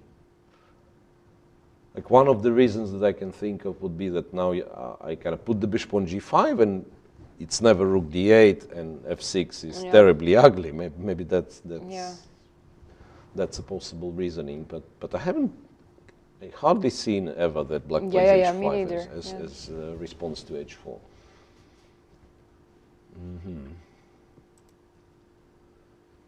a6. okay, he's taking some time. Still, if I capture, because sometimes even this would be, but yeah. Maybe knight c3. Knight c3. Just trade and kill knight c3 and hope for d5 to work. Or bishop h, even bishop h6, right? Maybe bishop h6, then. Oh no, I thought maybe immediately, but no, e4 is hanging. E4 is hanging. Yeah, so that's why I was looking at this ugly f3 move. Knight c3, or knowing that we are looking for h5, could it be knight g3 in fact? Because it is kind of closer to the. Oh, he did take on c6. He did take on c6. Interesting. Yeah, he did take on c6. Now we obviously have to take this move a little bit more serious, and maybe black has to take with the rook in reality, right? it's not guaranteed that bishop c6 is the best move. Just that, yeah, we thought like, no, bishop c6 is not happening, but it did. And honestly, since I've discovered knight g3, I find it to be a little bit annoying for black. Because really, like if h5 in combination with bishop h6 happens, there could be issues. Okay, let's say bishop a4. Bishop a4, right. And then what? Takes. Let's imagine I'm playing the way chess should not be played. Giving you a pair of bishops. I know, but then, yeah, that's not very good, right? Sometimes this is what happens, but by that point I have to have the pawn on h6 and the bishop has to be on h8, right? So yeah. Kind of threatening to lock the bishop away from the game. Here I think queen c6 is perfectly fine. Queen c6, if queen moves, queen c2. Okay, see, he took with bishop, yeah. So yeah, he takes with the bishop, intending bishop a4, right? So your knight c3 move at least stops bishop a4, so could be an idea as well.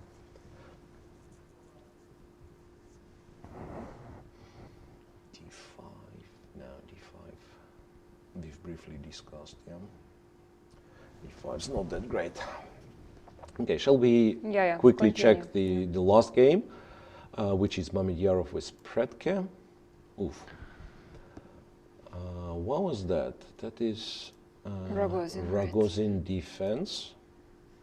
Development of this bishop to b4. And honestly, nowadays, I'm not sure what's considered to be the most challenging line against the Rogozin, but it's certainly not bishop g5 and e3. All those positions, they are debated for quite some time already, and they considered to be perfectly fine for black. Castle short, bishop e6, knight e5, knight d7, trade on d7, capture the pawn. This is something a bit surprising. Will this pawn survive? Not clear, right? I mean, I'm tempted to do this. I don't know why this rook, not the other rook.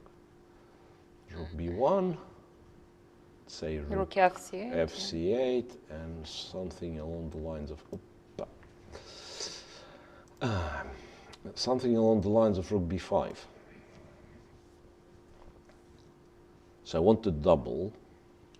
c5 is not yet possible to take. a6, let's say. a6, rook b6. And I'm kind of still threatening to take on b7. And queen c5? Queen c5, you'll take c3, right? Maybe this is nothing, yeah.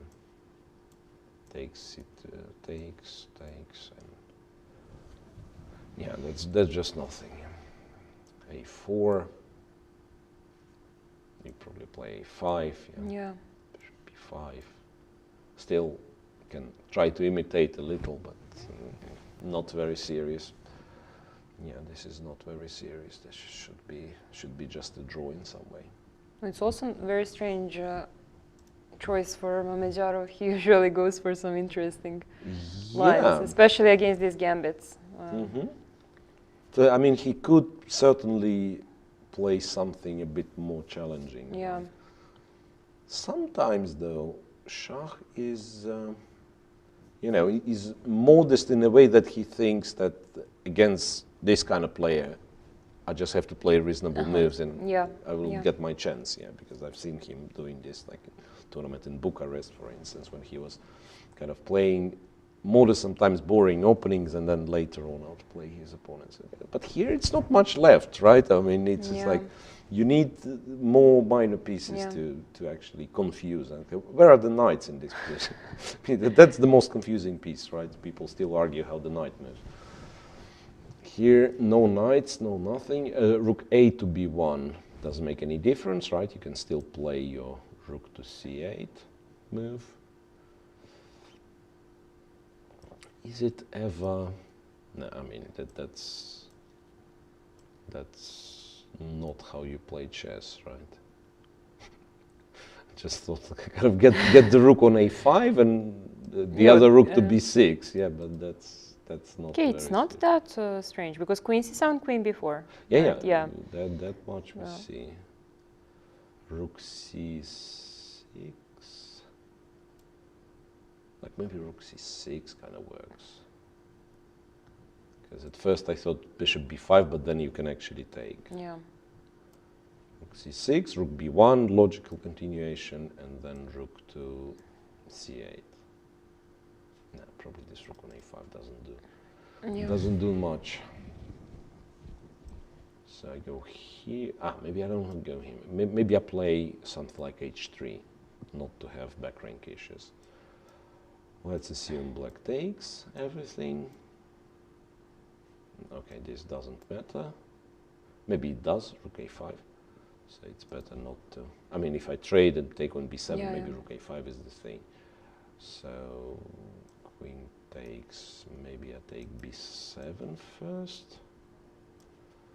You take over here, here, here, bishop a6, and rook to a3, right? Bishop, oh no. And unless I have some crazy move like rook a7 or check and rook a8. Maybe check, king h7, rook a8. Do we believe in this? Like this is protected for now, and bishop b7 is what I want to play. I mean, the ugliest way of protecting the pawn ever. Yeah. Okay, you can show that rook a2 is, there is bishop d3. Rook a2, bishop d3, and the rook is hanging. But somehow I don't believe in it. No, black had to do something Yeah, better. but even then, bishop d5, sorry, bishop d3, I can take on d3, right? So maybe something like d4, pawn takes bishop d5. It's not exactly equal though, right? I take, if bishop d5. Rook d8? I can play rook d8, yes. So maybe it's a pawn down after all. Oof. But it's long way from the current position. Right? Long way from the current position. Somehow, my belief is that black should have something. Maybe not playing a6 at all. Maybe just play rook c8, rook c7, other rook to c8, and then start trading. Feeling is like black should be able to equalize. But yeah, on the other hand, you know, fair point. White is pawn up. Yes. Is there any line against, against the Rogozin refutes the Rogozin? No. No. Yeah. So one can argue, yeah, I'm a pawn up, I'm trying, I'm doing my best. If it doesn't work, it doesn't work. It's just that you do not expect such play from Amidyarov, right? Yeah, exactly. So you'd expect g4 to be played not later than move 7, right? And the pawn is still on g2, so our expectations are not met by Shah. Alrighty, so we've made kind of a full circle, checked the games of all pools. Could quickly return to pool A, just briefly, just to see if mystery is revealed in Andreikin against Shankland. So after knight e5, queen d4, bishop b2, he actually did play queen b6, not queen b4. But it's kind of the same, Sam argues. Bishop c3, queen c5, queen b2, a5, c1, bishop e5, queen c3. Probably just a draw, to be honest. I mean, all this nice battery on the diagonal, black just plays f6. Can black win this? I doubt it. No, I doubt. I mean, c pawn is still weak, right? Okay, the black is first of all pawn up, but yeah, I mean, the black is pawn up, but the c pawn is weak, and even if you, I mean, not even you're probably protected with some sort of rook c8, but yeah, it will never cross c5 square. It seems so. White can play f3. I don't know, put the bishop put the bishop on c5. Yeah. It's very likely a draw in a very early stage.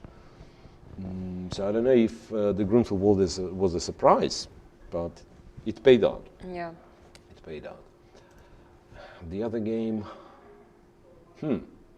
I told you it was a theoretical line, that one. This was Grishuk, Petrov, right? It's Grishuk with Bakro, right? Let's see, what is this? h3, bishop h5, rook b5, knight f6, bishop g5, a6, takes on f6, queen takes, rook d5. Ah, that's boring. Rook d5, bishop f3, queen f3, traded, rook d8, king g2, not to run into bishop h2, right? b5, c4. Yeah.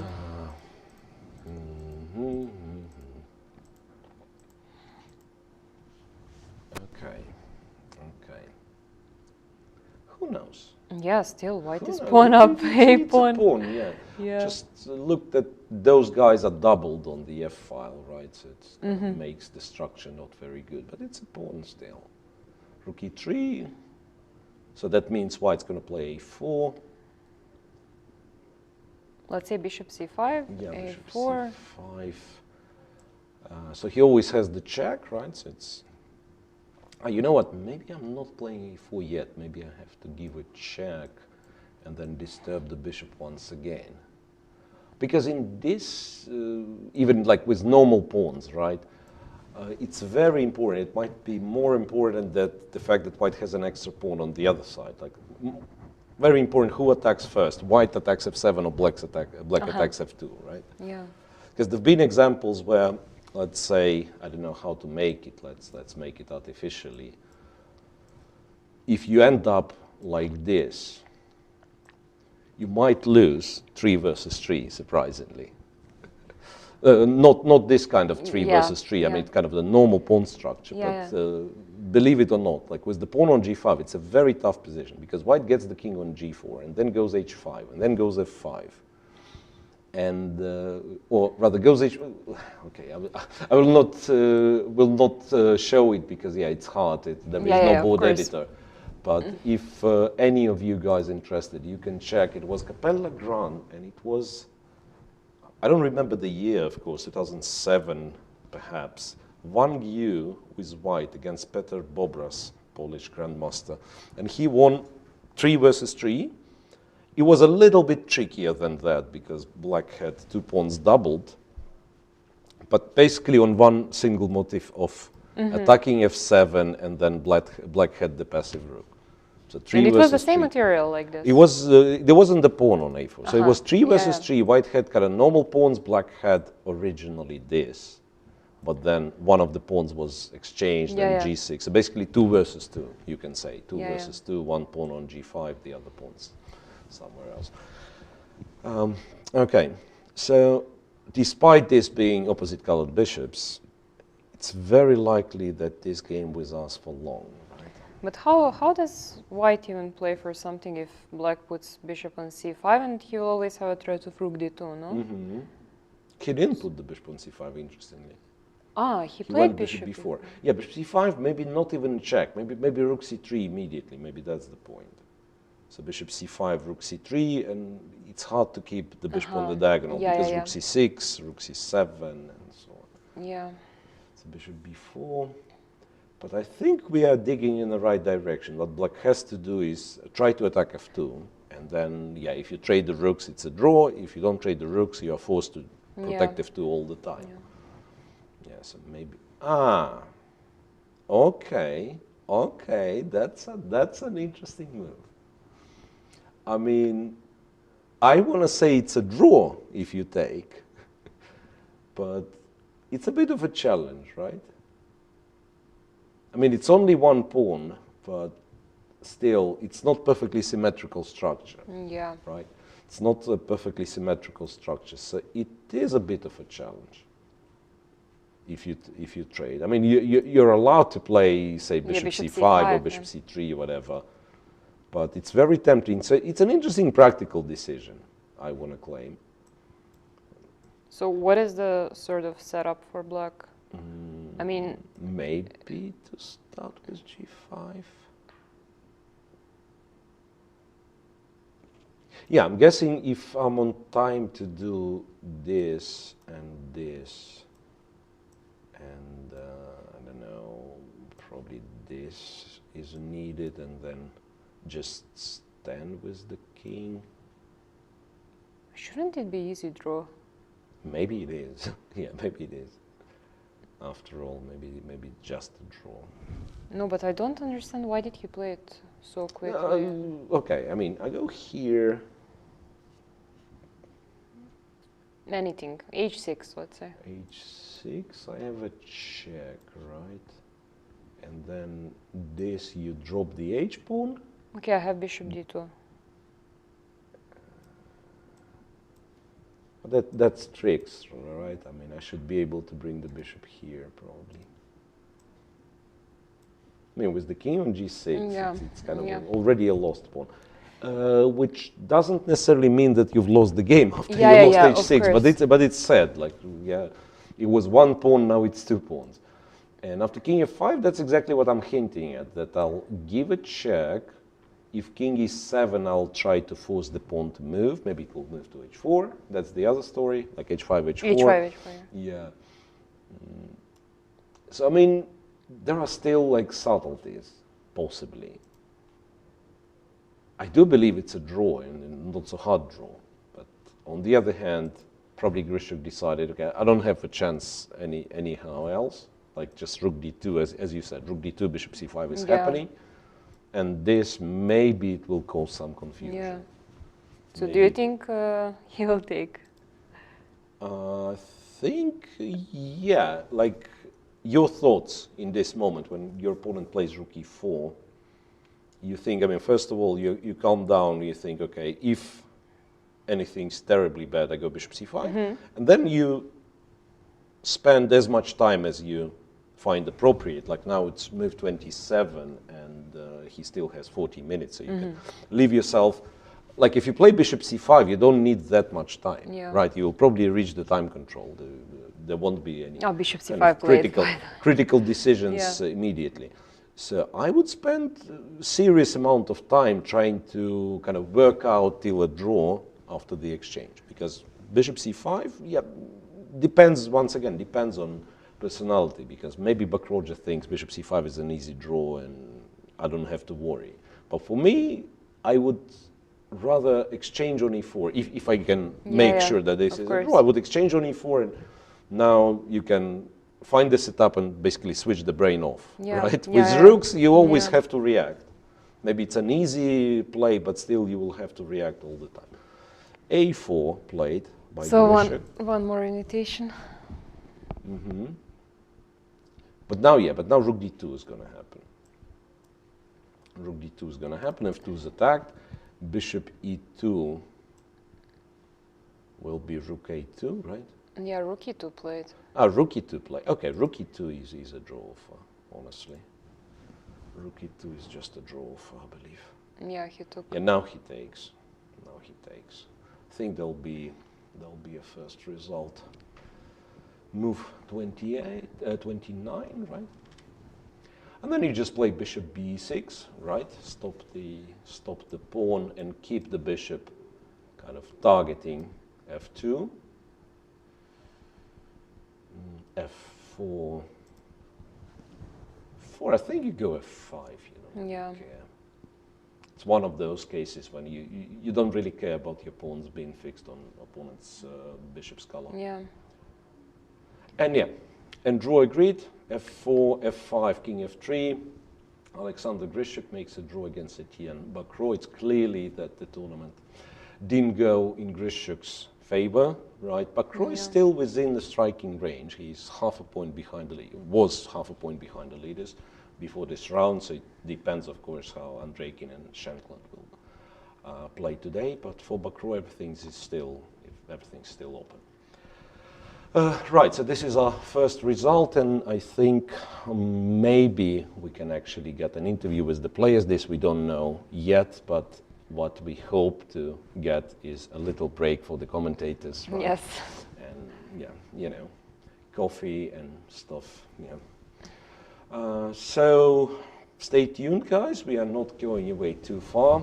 I'm just wondering if this interview happens with Vachier and Grishuk, Grishuk. This we will find out in next couple of minutes, and we will be back in Shortly, 10 minutes. yes. Yeah, but we'll be back shortly. So See you. stay tuned.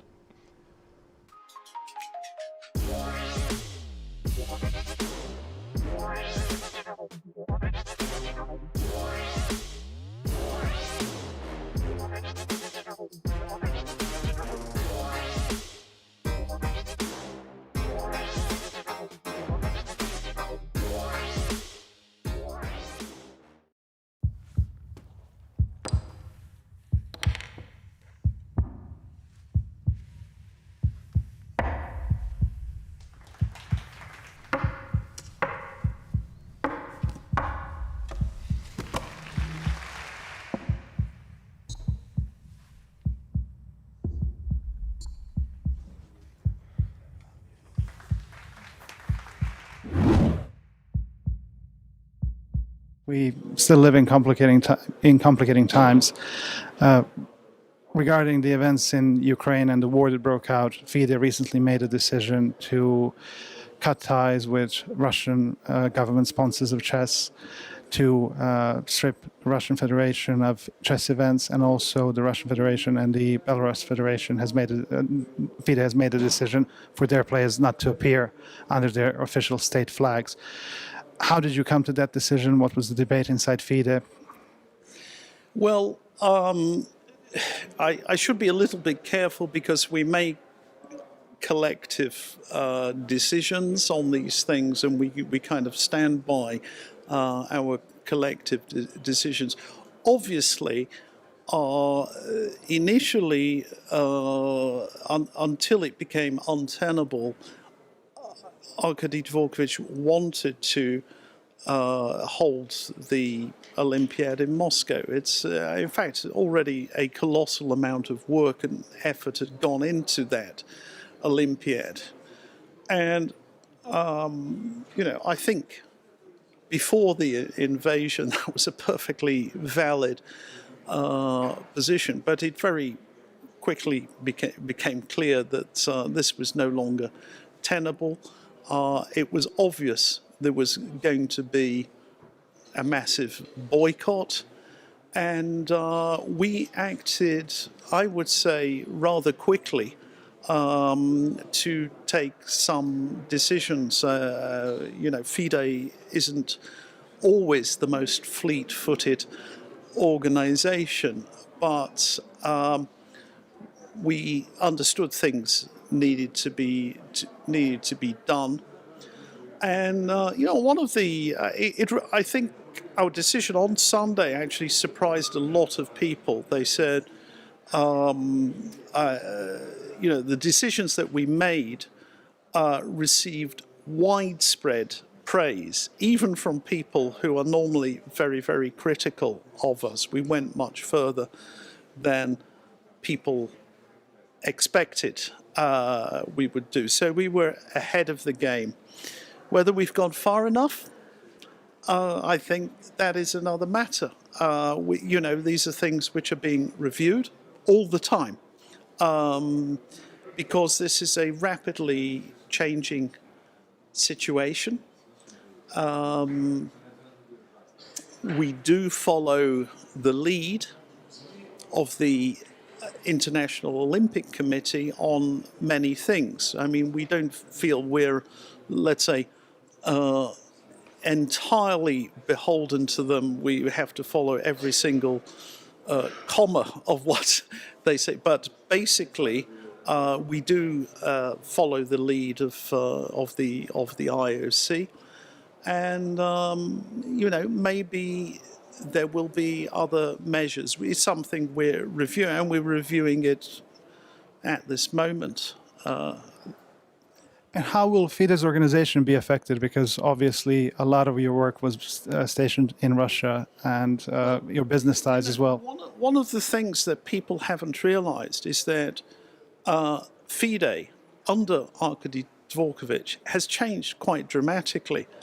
So our financial structure, first of all, our budget is much larger than it was. So when we took over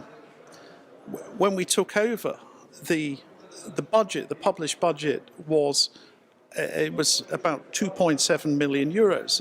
It's piffling for an organisation of this size with a large number of countries, and that's now closer to 13 million. So and we've diversified away from Russian sponsorship. We do have Russian sponsorship, and we will take a hit on that. But in fact, we have our financial situation has improved so much that this is not catastrophic for us at all. In fact, there was not even a great debate about whether we needed to do this. It was consensus was reached very quickly because reputation is very, very important for an international sporting body, and nobody is in favour of resolving matters by military means within our organisation. So we are in favour of diplomacy, negotiation, and we are fundamentally against war, obviously.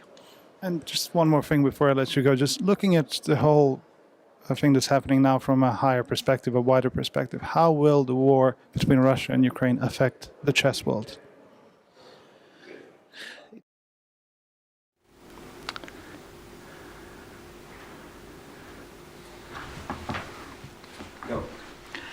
The first game of the day has finished, the first game of round 3, the game between Alexander Grishuk and Etienne Bacrot.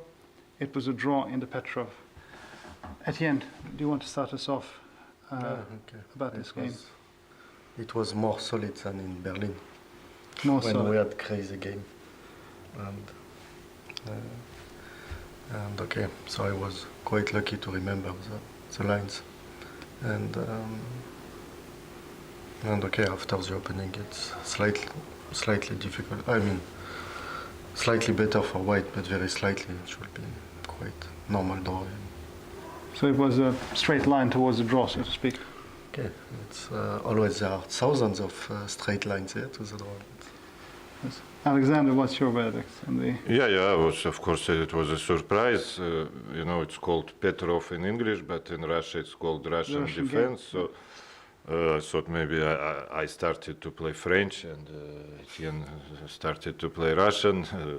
But yeah, of course, I was surprised, and I played a very tricky line. It's actually very dangerous for black. But Etienne, he knew, and then it's pretty much a dead draw. It's an extra pawn, but no chances to win. Okay, so Alexander, this is the third round, and this is the first half a point for you. How are you feeling with the tournament and with everything? No, I made like 7 blunders in first 2 games, so it's anyway better to make a draw than to lose. Yeah. Not a huge deal, but still.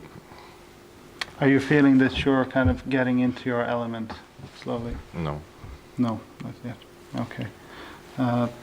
Etienne, what about you? 3 draws in a row? Is this a good thing?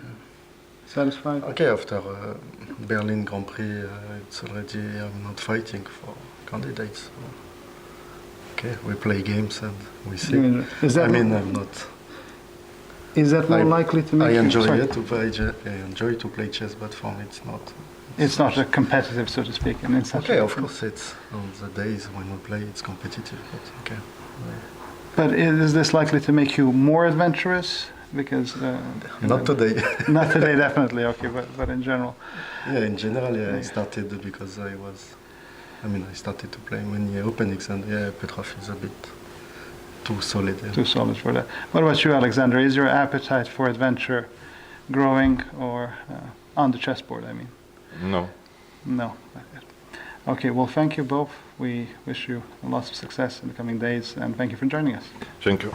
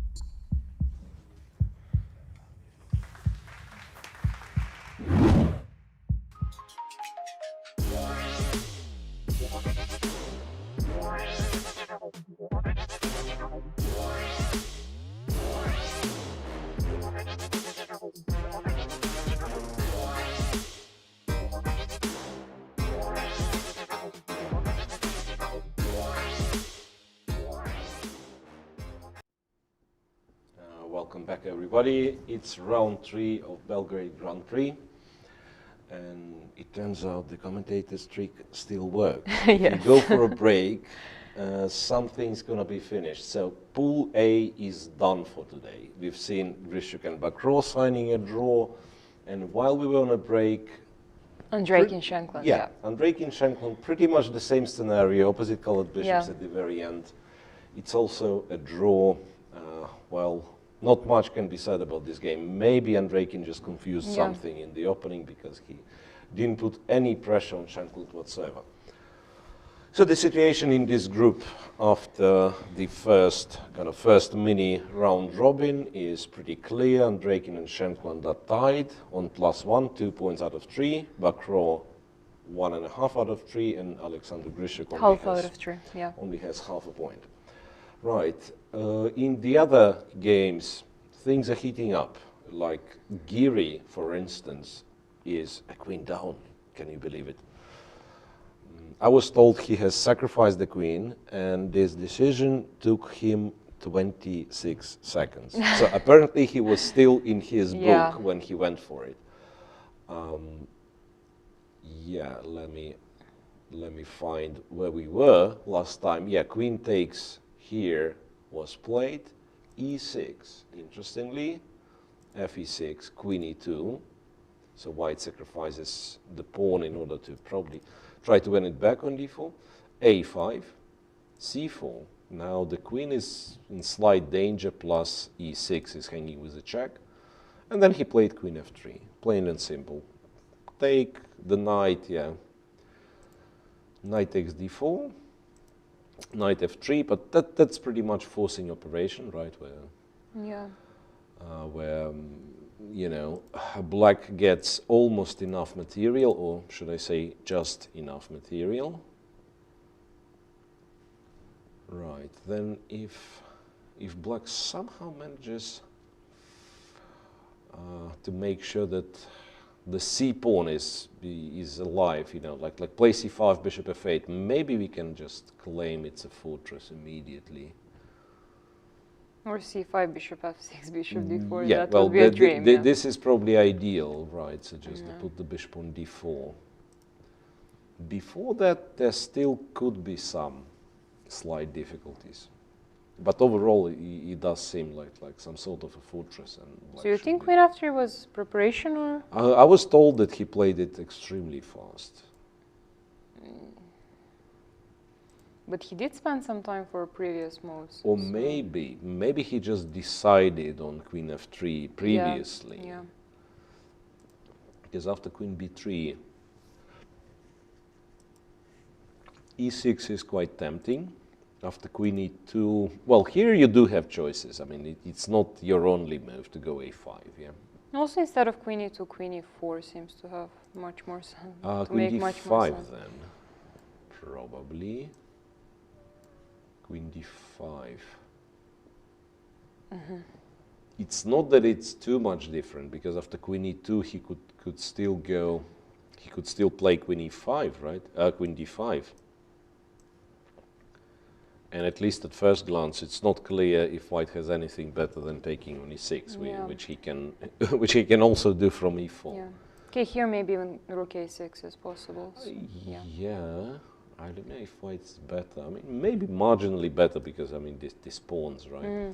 Maybe rook A6 was bothering him. Anyway, I thought things are heating up, but you don't necessarily say this about the position where one side is trying to build a fortress, right? It's not necessarily heating up, but it's just, I thought, you know, queen sacrifice has to be mentioned this way or not. But it seems like black should hold. Relatively easy, yeah. Maybe I just put it over here. It's a little bit strange, like on B4, right? Not doing an awful lot, but it will protect all the pawns, like bishop B4, C5, if I'm allowed to play bishop B4 and C5. And then white will have to watch out for the A pawn, because on A5 it's not scary, on A3 it's already like very close. Yeah, so probably just a draw. What's the other game in this pool? Vityugov, Nikita with white against Tabata Bey. this endgame, this beautiful endgame. Okay, got some development. King indeed takes on e2. Then it was g3, bishop h3, king went to f6, okay. Rook went to b6. Where the knight is going to e6, and then white goes f4. Then knight g7. Yeah, that's exactly the way. That's the way to protect. That's right? exactly the way they are playing. So making all the ugliest moves possible. The knight is on g7, the rook is on b6, kind of stopping b4. You may almost say like it's a fortress already. Like put the bishop on b4, right? If white takes, take with the rook. Yeah. Protect, after rook c5, protect the a5 pawn with rook a8. And it's very likely that white won't be able to break through at all. Okay, some h3, g4 one day, but that's far, far away from reality. Yeah, it could be that it just works for black. At least worked in this particular game. But yet again, this is not something very exciting. Move 25. I presume still that white can try this to play this for quite some time. I mean, if some plan is clear, then yeah, like put the knight on e5, bishop to f3, and h3, g4, or maybe bishop to d3. I don't know. Like yeah.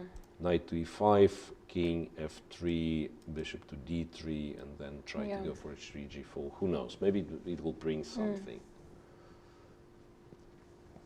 Yeah, but it will take, I think, a long time. Yeah, so what's the next?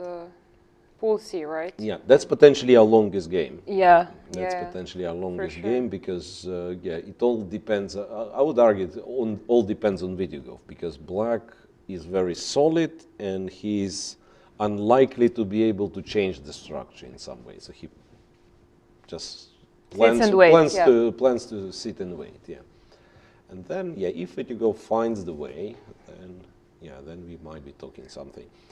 Pool C, and Pool C we have to start with Vidit and Rapport.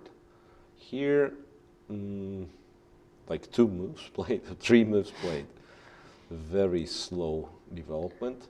Knight b to d7, knight f4.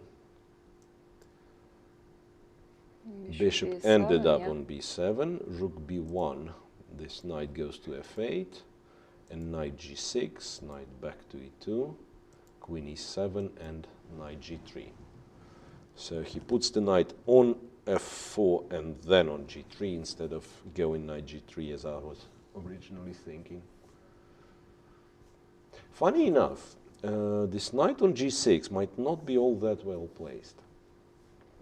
Right, because knight f8, knight g6 looks like a very typical maneuver, but I think what black often does, plays g6 to stop the knight from going to f5, and then sometimes even plays h5, h4 to disturb this knight. Yeah, and you cannot play g6 for an obvious reason, and also it's much harder to play h5 because g6 is hanging. The knight on g6 is hanging. But it feels very natural to play knight f8, knight g6. Knight f8, knight g6, I agree. Okay, queen d7. And so does he want to go bishop f8 or knight f5? Maybe he fights against e4, that's the main reason, right? e4, pawn takes, bishop g3. Pawn takes, because white would have had enough attackers, or not really, with queen on e7. Not still, I mean, if the queen's on e7. But even if queen was on e7, it wouldn't be possible. Yeah, that's what I mean. So it's a little bit... a little bit surprising. Queen d7, maybe like stepping away from knight f5, just found it useful. What white usually does is bishop d2, rook e1, right? I mean, if he wants to play e4. I like white, somehow. a4, a5, or a4, b5 could be ideas as well.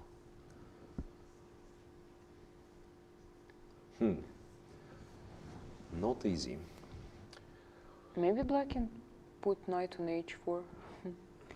into stop knight f5 and so on. Yeah, you're right. In fact, knight h4 is an interesting try. So, by the same token, can I put the knight on f5 first? Because I'm kind of to move, right? Yeah. So go to f5, stop knight h4, because sometimes, well, ideally I would prefer the rook here so that it can go to e2, and then sometimes it would be g4 and g4 and then even bring in the rook or the queen to g2, and somehow not rushing with e3, e4, but trying to attack on the king side first. Okay, so here at least we have board full of pieces, just one pair of pawns being exchanged. On move 16, Vidit is below 40 minutes, Rapport is just above 40 minutes. No, it's also important game. If Rapport, let's say, wins, it will be tied, right? He catches up with Vidit, so that's kind of a direct encounter. In a way, we can say everything in Rapport hands. Yeah. Right, so because I'm thinking out of if I'm referring to the first leg of Grand Prix to Berlin, out of all the leaders of the group, after first mini round robin, right? After 3 rounds, out of all the leaders, I'm trying to recall. I think only Wesley So lost the tiebreak. I don't recall what was in Pool B. But Nakamura, who was leading, eventually won the group, and also Aronian, who was leading, won the group. So that's kind of important for Rapport. If he makes a draw, it's 1 full point going into last 3 rounds. Yes, for him it's very important to try to win if he's planning to qualify. And there is also no other purpose of the tournament generally, just to qualify for the candidates, right? Yeah, well, some money on the line. Of course, there is prize fund, yes. Interestingly, once again, it matters if you go out of the group. Otherwise, it is different, but it's not like kind of life-changing money. If you are kind of 3rd or 4th in the group, it doesn't really matter. Yeah. Doesn't really matter for these players. Did he play? Yeah, he did play knight f5. So does he want to go bishop f8? Maybe. Okay, first things first. If I try to exchange the knight, if I go to e7, what does white do? Knight d6. Yeah, that's exactly what I'm tempted to do. Kind of take on d6. He went bishop f8, by the way. Yeah, he did play bishop because f8. here bishop d2, bishop e1, if I manage to do this, that would be... Yeah, you're absolutely right. So this bishop all of a sudden might find this diagonal to be very useful. And it's hard to stop white from doing that. Yeah, like knight g6, I will probably find a way to protect it, like rook e1 and so on. And without the dark square bishop, even if I've played f3, c5 it feels strange, right? Yeah. So white takes twice and then... yeah, so bishop f8. Vidit thinks that he needs to preserve this bishop. All right, but then white can think of maybe not playing g4 immediately, but kind of preparing somehow to play g4. So is e4 possible now? That's a good question. Is e4 possible? And what if it's possible in terms of like white's not losing material, then what black is planning to do? Because what? Like if you don't take, I'm afraid of e5, like big time. These structures, I don't know, some people manage to play it. To me, it looks lost. I mean, e5 is on the board. So if I'm playing black here, I want to take, for sure. And he takes. But then there are like additional ideas connected with knight h6, with bishop g5. The d4 pawn is, d4 pawn is kind of weak for now. So maybe something can be done. But what? Knight e7. No, then knight h6. Yeah. Yeah, at the end d4 is hanging. Yeah, knight h6, we can probably show it. Okay, I'm not losing actually. Yeah, you're not losing immediately, but yeah, you've dropped the pawn, and the fact that you have to go back under the pin. It's like if you play other rook to f2 and attack f7, then I would believe that maybe some attack, but it's kind of if we go back, like just play something. Knight g6, knight e5, yeah. All right, so one more time. e4 takes over here and knight e7. The thing is, it's still far from being clear. I mean, e5 is there.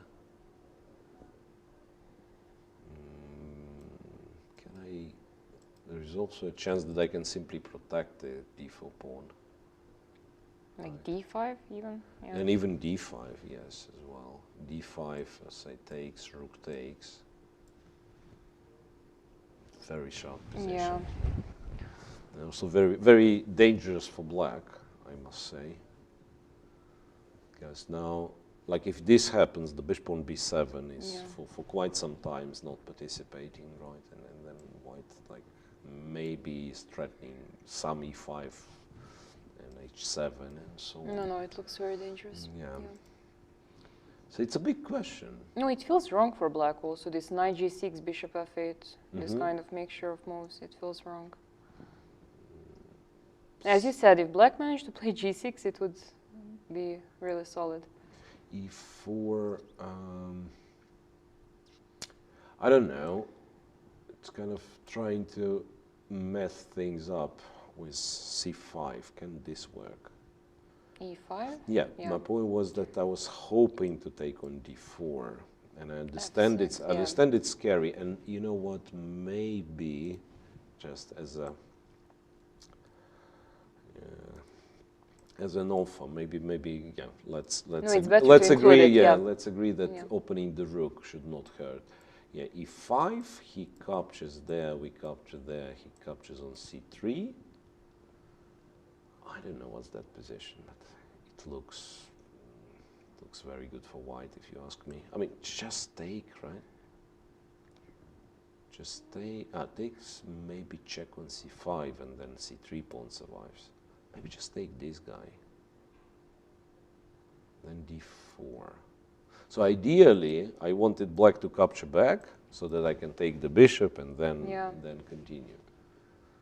But he's probably not capturing back. He gives a check. King goes and goes d4. And it's so messy. White might be winning. I won't be surprised if white is winning here, but... Yeah. Bishop g5, bishop f6, and knight h6. Yeah, we really want this, and knight h6 checkmate. But bishop g5, probably some rook e6 will happen. Oof. I suggest we wait for Rapport to make a move to start, like, seriously speculate about this. Okay, yes, so c5 might be the reaction. Otherwise, not so clear. Okay, maybe we can move on. I think they will take some time. So moving on to Fedoseev and Shirov, right? That's the other game in this pool. So they're both on half points, right? Mm-hmm. For them, it's hard to imagine catching up with Vidit. But it's still important. Once again, if Vidit loses and someone wins, it's half a point. Yeah, 2 leaders and you're half a point behind 2 leaders. It's tricky, but still doable in 3 games remaining. If it's a draw, then it feels like both will lose chances. Yeah. Fedoseev and Shirov, here they are. Whoa, something happens. Queen a5 is what I remember. Okay, not a lot of moves were played. Yes, queen a5. b4 takes over here, and queen to c2. Something very, very kind of forcing. So Shirov basically denies all the, all the positional principles, I want to say. Just goes for something extremely sharp. Because if white finishes the development, right, black is in huge trouble. Knight d3, protecting the b2 pawn, queen c4, and here white decides to sacrifice by going queen a4. Queen takes d4, sacrifice accepted. e3, I guess, even though Fidusev is still thinking. I would think e3, knight e5, but maybe it doesn't lead anywhere. Queen b6 and knight e5, and maybe bishop b5 next move. Don't know how serious that is. Maybe it's nothing. Even like a6. No, 93 feels weird. Strange, right? Yes, like if you could somehow Strange. give this b2 pawn, let's say play queen b7. Queen Here. was on b5, yeah. Yeah, queen b7, probably rook. Yeah, rook b8. Rook b8, you can do this maybe. Queen b2 and rook, I don't know, d1, c1. Yeah, here's queen c3. c1. Oh, there is knight d7, yeah. Queen c1 is a trap. Rook c1 is a trap. If you take, queen c8 actually wins. And it's mate, it's not... It's not even a double Yeah. attack on the queen, which would also do, but it's a checkmate, Yeah. right? So rook c1 is a threat of a checkmate. So I'm guessing, in reality, he was planning to play rook d8.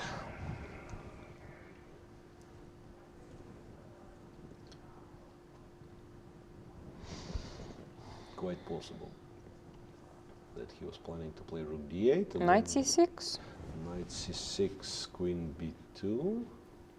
rook c1. And you mean you just go rook Yeah. c1 or rook d1? Rook d1, Rook it's a d1, check, there's, yeah. Rook c1, and then the rook is trapped. Fair enough. Some bishop d6. Yeah, maybe this is what's annoying. Bishop d6. You can and probably should Retreat, yeah. go to d2. And then knight e4. You see, I mean, he's Yeah. jumping. Okay, they also calculated. Probably they had enough time to check all these things. But yeah, but I totally agree. Knight d3 feels wrong.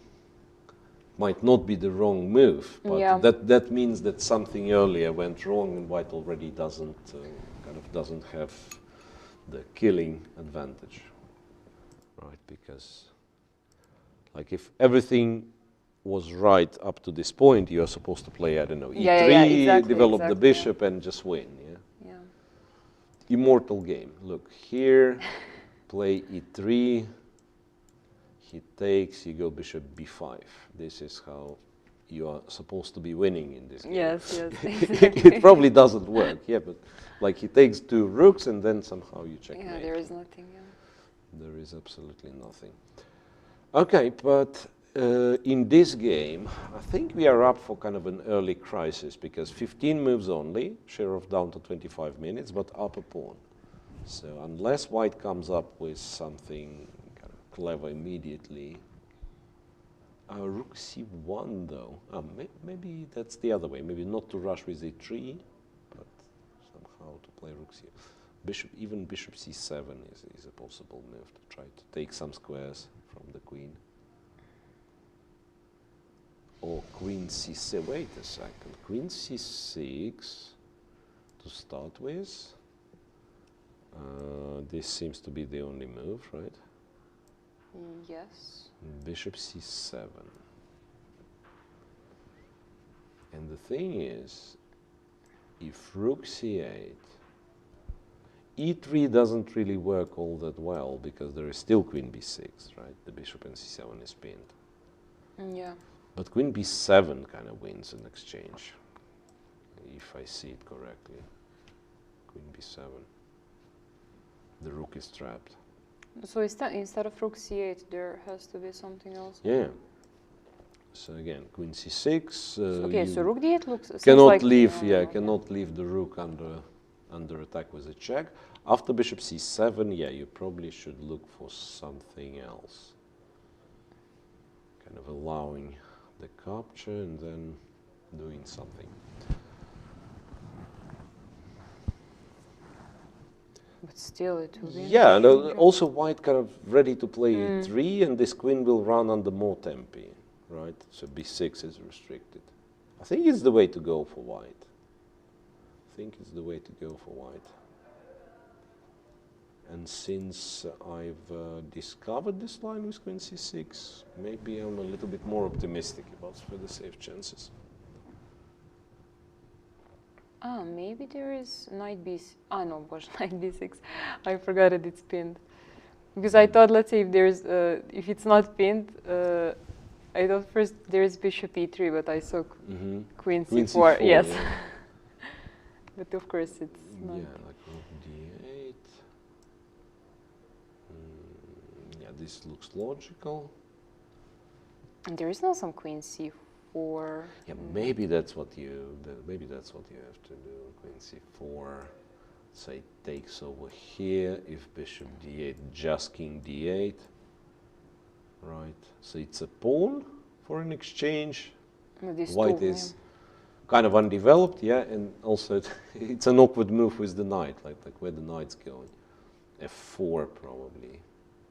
And then even g5. And then even g5, and then what? And then we go to h3.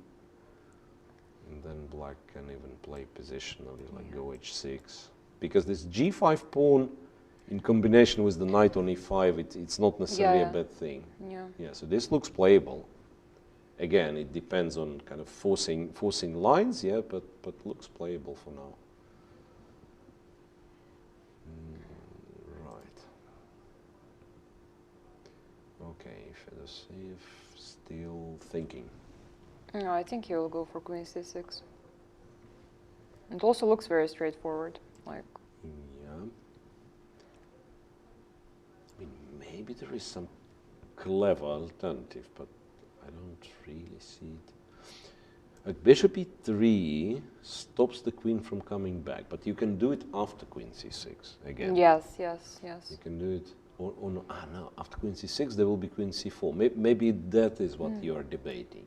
So you can start by doing this, and then queen c4 runs into rook c1. So you force the queen to, say, go to e4, and then you do... But there will be no bishop c7, right? There will be no bishop c7, so after that he simply goes to d8. And bishop a7. And bishop a7, but yeah, like, I'm not sure if what we are doing is great, right? So he plays this. The king is still in the center, the bishop is still undeveloped. Can we play some f3? Yeah, you can play f3 though. After this check, you go g3. It's again some weird position, right? After that, knight e5. even knight e5. No, or there. rook c1 is possible. Confused, really confused. Okay, this is the sharpest game of the sharpest day. And also perhaps the most complicated. Yeah. Strangely, like Giri's, yes, he sacrificed the queen and everything, but for now it already doesn't look that hard. Okay, okay. we can go to pool D, right? Let's leave him thinking, and let's go to pool D. Mamdyarov, I'm very happy, has the rook on a5, exactly as I thought he would. So rook b5, a6, rook a5, rook c7, all that happened, and white went bishop d3. Yeah, bishop d3 is very nice because there will be always some back rank mate also. Yeah. Really interesting. It's this, and also covers b1. Yeah. So I've realized after that, you might as well have this move. Might as well have this move, rook b7. Queen f. Queen b7, yeah? Or wanted to say queen f6, but is it? rook c5. Yeah, of course. No, I think you take, and you go queen b2. Yeah. Yeah, you go queen b2, and wait, and you have a check. Queen b4 was my secret hope, so that I'm threatening a checkmate. You cannot take the pawn, but you have a check. Bishop f1. No, but you could go still pawn up. queen a1, bishop f1, no, queen a1. Check right. And then queen a1, or an immediate queen a1. Immediate queen a1 and it's queen b1. It's queen b1, and he's swapping the. But there's queen c8. Queen c3, check. And queen c8, not bishop c8, but queen c8. it's annoying. It's annoying. Somehow, even this tactic, which I thought was very clever, it still works for black. Black goes queen f8, kind of in preparation for this line. So he wants, basically what black wants is something that we were looking at. Yeah, rook takes, and now for rook b7 not to work, so that he can take with the queen, and he can, or he hopes to, make a draw in this version, right? Check, rook c8, and then rook c1 is, rook c1 is a threat, so you have to trade. Yeah. Probably it's a draw. I mean, I would still be a little bit scared, but white king is too far, right? Like if we exchange, yeah, the king is a bit too far. Yeah. But yeah, credit to Mamedyarov. I think he did find some, kind of find a way to pull some problems. Yeah. C6, by the way. Is it a move? Like c6. Now, if pawn takes, I guess it's something that you don't like. Bishop a6, or even like more positional queen c5 is very bad for black. So c6, black has to take. Rook takes b7, rook takes c3. Actually, c6 it looks very strong, right? Yeah. Look, c6. Here it's hard to react in any other way. Yeah, I think rook c6 is. Rook c6, rook p7, rook c3, and now I think just a clever move like h3 or something. I mean, not to get checkmated on the last rank. I don't know if it's exactly h3, maybe.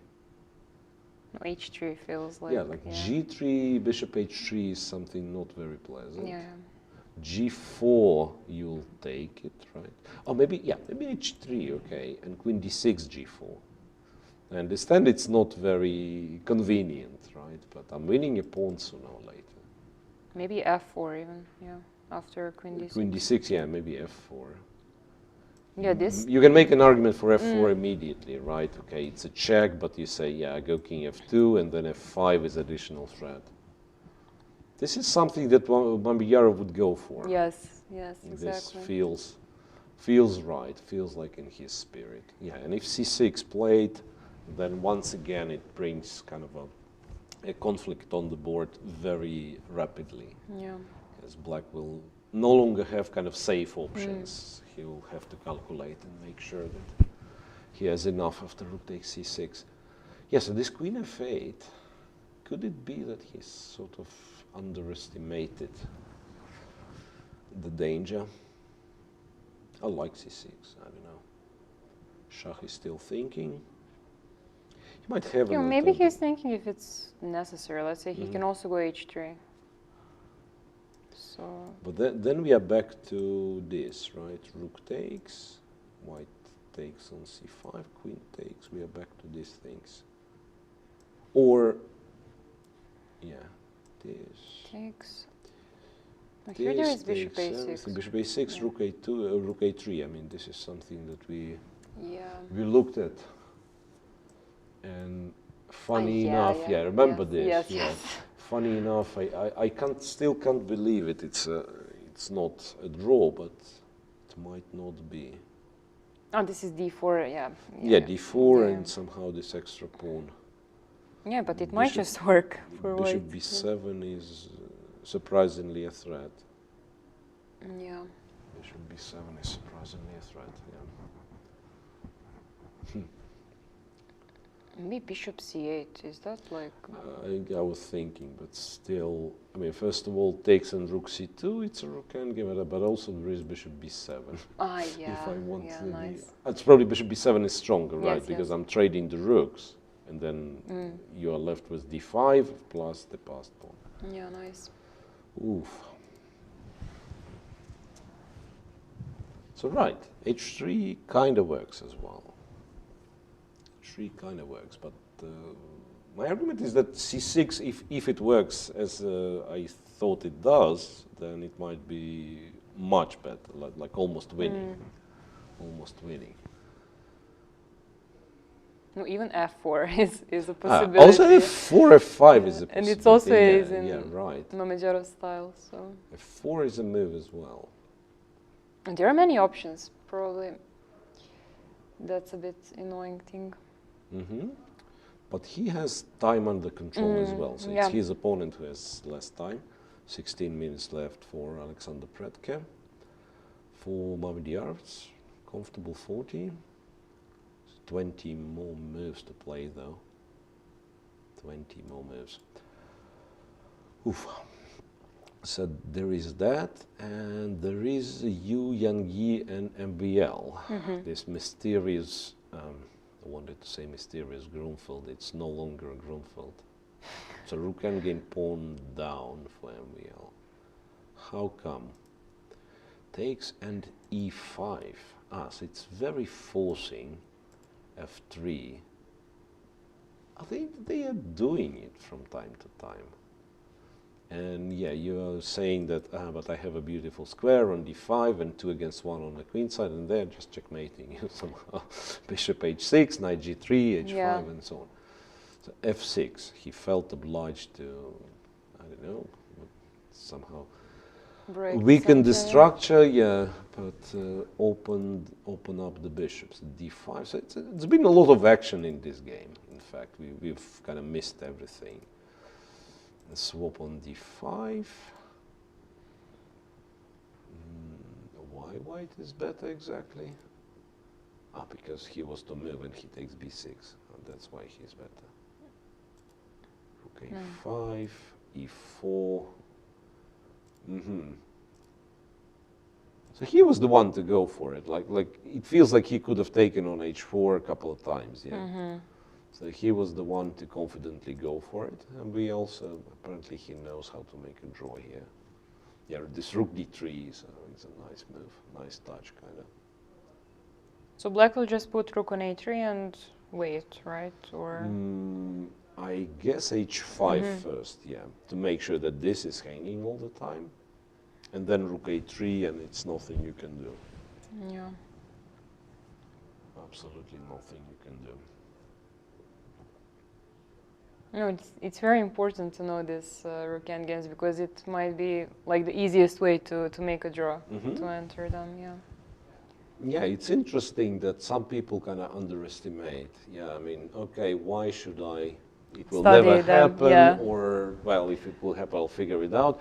It's not only that you know how to play this endgame, right? But 10 moves ago, like here, if you don't know that this endgame is draw, you might end up in some unpleasant position, like starting to defend, let's say, a6 pawn passively, and then white gets, like rook on a5, king on e4, and all of a sudden you're defending a tough position instead of just know that this is a draw, basically.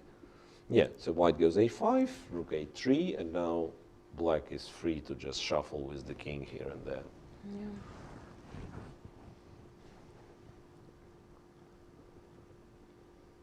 It's much trickier with 3 pawns each, right? And like when you have f2, g3, h4, then, and especially if white has already the king on f3, your rook is on the second rank, then it sometimes turns into like a matter of one tempo. Here, it's a draw by a huge margin, I believe. You just wait with the king. Pawn gets to, what, a6, that's it. I mean, if you get the pawn to a7, it's nothing to talk about. Yeah.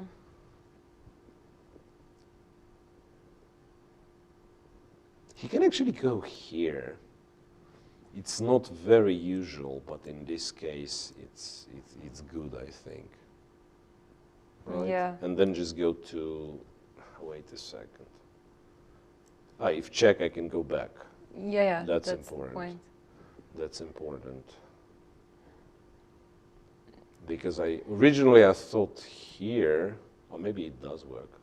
Maybe it does. No, but why would black think about this? Yeah, rook f6, you don't need, just king e6. And basically the point is that after a7, you're absolutely fine standing here, but king g4 is just as good, if not better. Yeah, it's important not to be checked from behind. Rook a8, Wait, although there is rook g8 in that position with king on g4. How is that? Is it very easy? Or? I'm taking, checking h3. I think it should be. Yeah, it should be, but still, it's an additional option for white. Yeah, I agree. I mean, probably this is just easier. Yeah. But if you want to look at it, yeah, like this, have to take. It's a check. I'm lucky to have king h3. Otherwise, I'm losing the other pawn. Yeah, but here I don't think. Yeah. I don't think rook g5 and I mean, you can give a check actually, right? You can give a check and just stand like this. And standing passively is good enough. You can also go to a3. So this is a draw, which will be a draw, right? Which will give Mamedyarov a chance to. F4 was played. Yeah, your move was played. Yeah, Mamedyarov gets a chance to become a sole leader in this group. Yeah, but that will be a very tough group, really. Also, I wanted to ask, is it first time for Pratke to enter the Grand Prix series? Yeah, absolutely. Absolutely, yeah. And he's done so by showing a good result in Grand Swiss. In Grand Swiss, in Riga, yeah. All right, so Shah has played f4. Pratke went just below 15 minutes.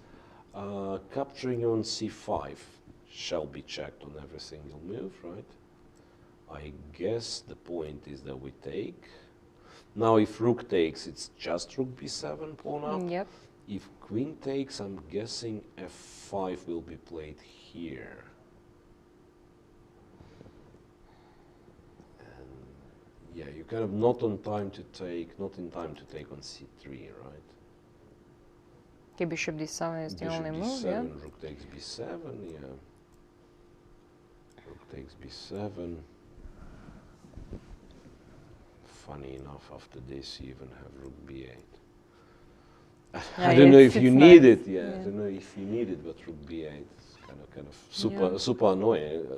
Actually, black will have to play something like that, right? Queen c7, you can trade and trade, take d5. Some queen endgame pawn. This loses to rook c8 and immediate check. On the other hand, like, what do you do if you don't take c5, right? f5 is still sort of a threat, simply f5, queen d5. Maybe it's not such a big threat, now I'm thinking. f5, bishop d7, queen takes d5, bishop c6. Also, f5 feels a bit strange. I mean, it's a very active sort of way to play, but you're closing your bishops. And you always want to have this back rank mate, so it's really concrete. There is also one thought that after f4, e3 is a bit of a weakness. And if I do this, kind of voluntarily giving this pawn, at least after queen d5, bishop c6, all of a sudden I'm getting slightly optimistic because the rook on a5 is really misplaced now. So I will just switch the rooks like e7, d8, d7, don't know, e and d files, right? Rooks on normal squares. It was played. Bishop d7? Yeah.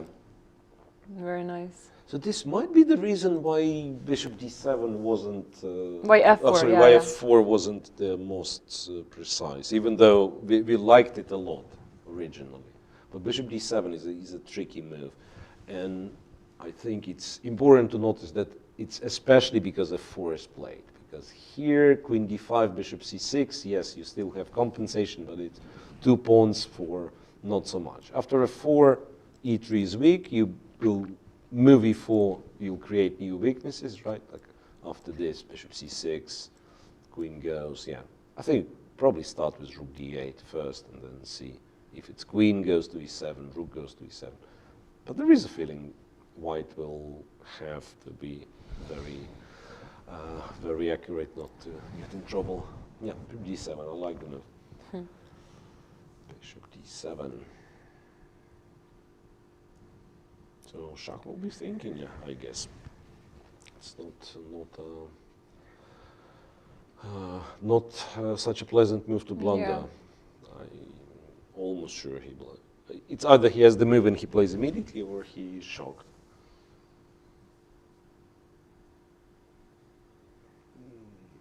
So what would be the Don't know. move for white? What could be kind of the other move, right? Yeah, the other move. Queen d5, queen d6. Yeah, that's the problem. Like, if white takes, maybe queen f5, provoke g6, and put the queen somewhere to like f6, right? But the rook is so bad that even like at some point, like going queen d8, playing the endgame, two pawns down, but with rooks in the center, might be acceptable. So it's tricky, right? No, it's even easier to play for black. I mean, if bishop gets to c6. So is there merit in not taking? Maybe he will not take. Maybe, let's say, he goes rook b6, bishop goes to c6, and then rook a3 and returns with this other rook. Yeah. Maybe that's what. And is it possible to play some c4? I mean, it looks very strange, but and tend to get this rook a3. So, like, if bishop, takes, bishop takes, and after bishop c6, at least the rook goes back to a3. But then it's like, what I don't like, it's one pawn. And yeah, like rook a3 runs into rook d8, for instance, right? Oops, no, d8. Yeah. And then c5 is hanging. Yeah, it feels strange. Yeah, still not super convincing. Yeah, he might just take, might go bishop e2, f3, but then then f4, kind of the point of f4 is lost. Okay, let's leave him thinking. Let's check the other games. A reminder that Pool A finished in a draw. Both games pretty quick. Anish Giri with Pentala Harikrishna finished in a draw while we were talking. It's a perpetual along the F file. Nice. Yeah, it's very nice. Rook f8, rook to d1, king h8, rook d7. Rook takes f2. Yeah, and after queen takes e7, it's check after check after check all the time. Yeah. And Giri, okay, he did spend some time, but quite possibly that. Okay, so he remains the sole leader, right? He remains the sole leader, yeah. If Vitigov wins, he will be half a point behind. But and we have one more draw, which is Yu Yangi and MVL, this rook endgame. Yeah. I don't think it was king e5. Yeah, that's a glitch. Yes. Once again, we have to mention this one. Yeah. When the game agreed the draw, kind of to fix the result, right? To transmit the result, you have to put the kings in the center. Yeah. And since it's still registered the black is to move, sometimes these weird things happen, like king e5. King e5 would be a loss after a7, so that's why we can surely say that it wasn't king e5 if the game is a draw. It's actually, hang on a second, it says the game's on, no official result yet. But we've seen players. We've seen players. It's I think a draw. I think he played like rook a8 and offered a draw or something. Now clock stopped, so it's so it's probably a draw. Right. Okay. Yeah. Confirmed. Yeah. It's a draw. So all draws so far. So far, all draws. Where we were, Pool B, Giri Harikrishna draw by perpetual on the F file. Vitigov and Tabatabai. Ooh, that's a scary game. Scary for us. Scary for us, yeah. Even though I don't quite understand what Vitigov is trying to achieve. So he brought the knight to h4. Black knight, meanwhile, traveled from g7 to arguably a better square d6. b4 is out of question. Honestly, it does look almost impossible to make progress for. I'm starting to think, is it ever that black starts playing for I a wanted win? to ask the same thing, because we are kind of tied down to this idea that, yeah, black is defending, black has worse structure. But yeah, like double the rooks on the e file, and then in the right moment, b6, c5. Is white entirely safe? Not clear. Not clear. Maybe that's the moment for Vityugov to actually care a bit about being solid. Okay, so I think we will have an interview. Yeah, right? we'll have an interview. It doesn't seem that something is like, we'll finish right Yes. now, so Yeah, I yeah, think yeah. we are That's safe fine. listening to an interview, and then we'll be back with you guys. Full screen, okay. Okay, we're now joined by Pentala Harikrishna, who just drew his game with Anish Giriwet, not just about half an hour ago. And I saw the two of you in the backstage. We were waiting for you to come out, and we couldn't find you. And then I found you in the backstage analyzing the game passionately. It was a very sharp game, and would you show us just the critical moments here? Yeah, I think this Queen F3 is very nice, nice idea which I actually missed. But probably Knight D4 is Black could play Knight D4, but I mean Knight D4, Knight D4, and maybe some pressure with Knight E6. Perhaps Black is okay here too. But he played Queen F3, and of course I think the simplest is just to play this. But then I was choosing between these two. I thought both are roughly equal. So that's actually what happened in the game. So this is the position which is, oh sorry. Okay. Yeah, best move like that. Just Yeah. check there. So check Queen there. E6 and now Rook F7, Rook E1. I thought this should be around equal. I don't think any side is playing for win. But if somebody, it's probably Black, because Black is very solid and he can just put the rooks on F8 and F7. But also, in order to get something, he needs this pawn to reach A3 and bishop to D4 and C5, which is kind of difficult to He doesn't achieve. have time to get there. I thought Rook D8 was quite, risky. Quite interesting here. The idea is to go Rook to D6, Bishop F8, and regroup. But still, it's so hard to progress here. I think something like Queen C6. So yeah, it's many moves are possible here, but it should be around equal. But you said you didn't see Queen F3. Obviously, when at this level, especially when someone sacrifices a queen like that, it tends to be a bit of a shock. How did you react immediately when he made that move, when he reached for your knight on F3? Well, I saw that it's possible, but I didn't see that it was so forcing that there's absolutely nothing left to play, as in it's completely equalizing at once. I thought, I actually didn't get anything out of the opening. He came up with interesting plan, which I didn't look at.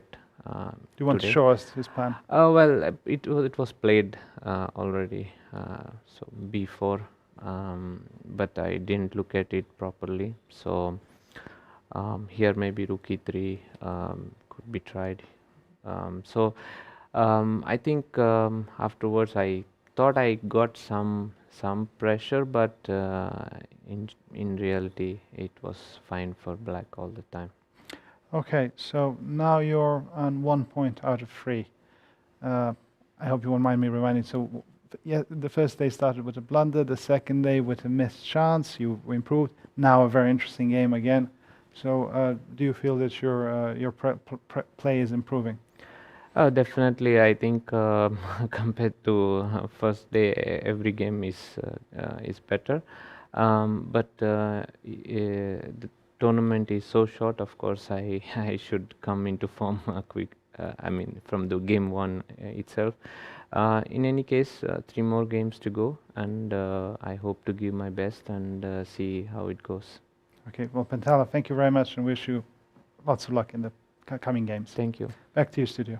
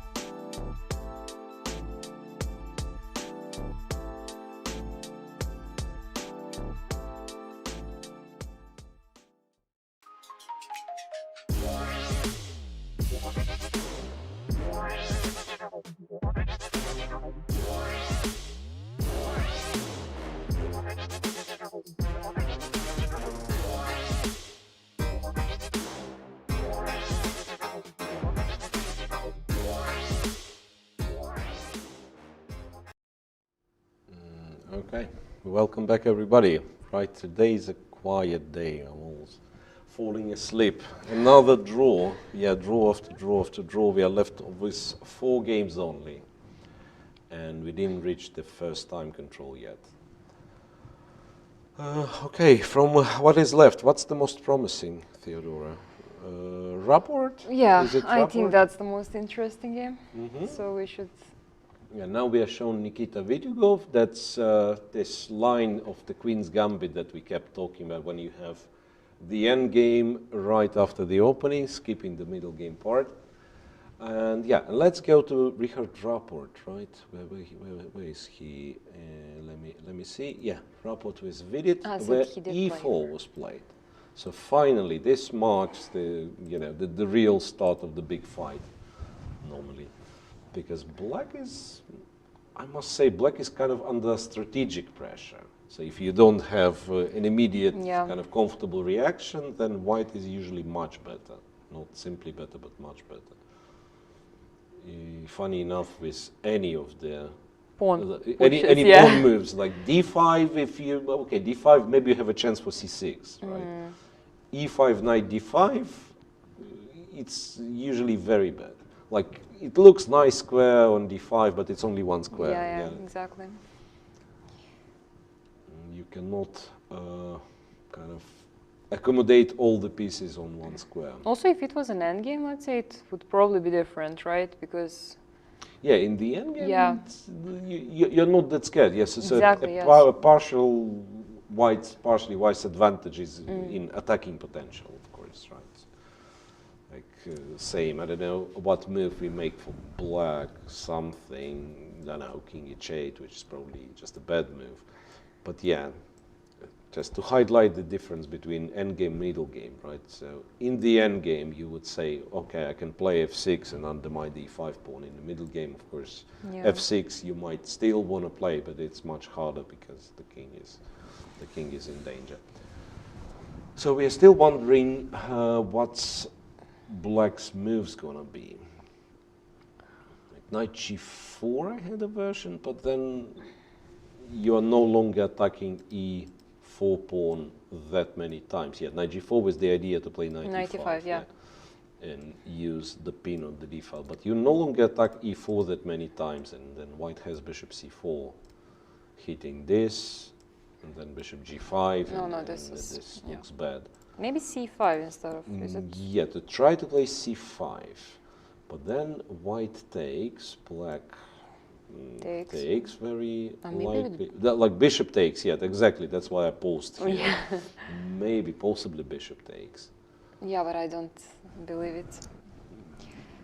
Bishop takes. Yeah, because even this might not be that dangerous, right? I mean, if I have to trade the queens, this might not be that dangerous. Rook b6. But yeah, on the other hand, what do I do? Because bishop e4 is something I don't want, right? I don't want to leave my opponent with the passed pawn and the bishop against the knight. Maybe though, bishop e4, like takes with the knight, and maybe there was rook. I mean, some interesting lines with rook f6, but because I just saw something for 1 second. Let's say rook f6, rook then back. But then back rank. Always, no. Yeah, I understand some knight h5 exactly. And then so on. Yeah, but it's hard. Anyway, somehow I don't trust this c5. Even okay, let's say I don't want to mess with this bishop c5 thing. I just play d5 immediately. I understand knight e5 or what, but then also now we have to consider rook f6 like on every move, right? Yeah. I mean, rook f6 might be a threat even in the current position. Just rook f6 and play slowly. Yeah. Right, play slowly, put the knight on f5, put the other knight on g3.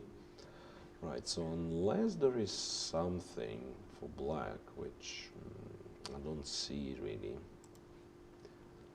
Okay, we'll see how he reacts. Some queen g4 to h4 and knight to g4. Can this... I mean, it's a very narrow perimeter and probably it doesn't work completely. h3, knight f5. h3, yeah, you're right again. Yeah, queen g4. Because sometimes you would use that center is hanging, white queen is far away, and maybe, like queen h4, knight g4. And also everything is so well protected for white. Yeah, but it doesn't really work. Yeah, knight f5, and the queen is getting trapped because knight g3. Okay, so rook e7 was played. Rook e7. Rook e7 allows white rook f6. a lot of stuff. Rook f6, bishop g5. No, this feels... If you don't want, I mean, you want to double the pawns, don't want to sacrifice, you can play bishop g5. Rook e7? Are we sure it's the move? Because honestly, it looks terrible. It looks terrible. Is there some sort of tactic? What's the move after bishop g5? Can you see what he's playing? No, I would just like to see if he really played it, because can't be that. Rook e6. Rook e6. Yeah, okay, that this makes is more a sense. little bit different, right? This is a little bit different. So at least it protects the knight. Still, like d5 is tempting. You know, e5 as we were advertising. Like both moves are kind of interesting. e5, one has to consider knight e5. There are some at least queen to d5 consider, also. right? Yeah. Pawn takes and then take d3, you take the piece. Yeah, maybe still not enough. But yeah, but e5 is something you want to be careful with. Yeah. No, but it feels like a very bad position for black. Like white has to have something. And if this? I'm not confused about yeah, e5. Because if rook goes back, again bishop g5 and so on. No, but on d5, I'm sorry, on d5 I thought maybe knight d5. takes, queen yes. takes. Yeah, you're right. You're absolutely right. Knight takes, queen takes, attacking this and this. Now bishop e4, you are more than happy to sacrifice this exchange. I think black is just better. 2 pawns and powerful bishop, yeah? So my only hope for advantage would be this. But okay. I don't believe it, to be honest. Some knight h4. Knight h4, yeah. Knight h4. Knight h4, and that's h7 is hanging. That's so. it. Yeah, it's one check. I was also stopping myself because bishop h7, but what's then? This is hanging. Also queen d1 in some moment. Yeah. This doesn't work because queen g2. Right. Okay, then the question would be if white plays a quiet move. Not e5, not d5, but bishop g5, yeah. Bishop g5. The reason I went for bishop b2, protect d4 and just bring the other row. But then, they usually start jumping, like knight g4 here and then knight e5. Yeah, this is when it might work for black. Bishop g5 really feels serious, right? And then it's not clear.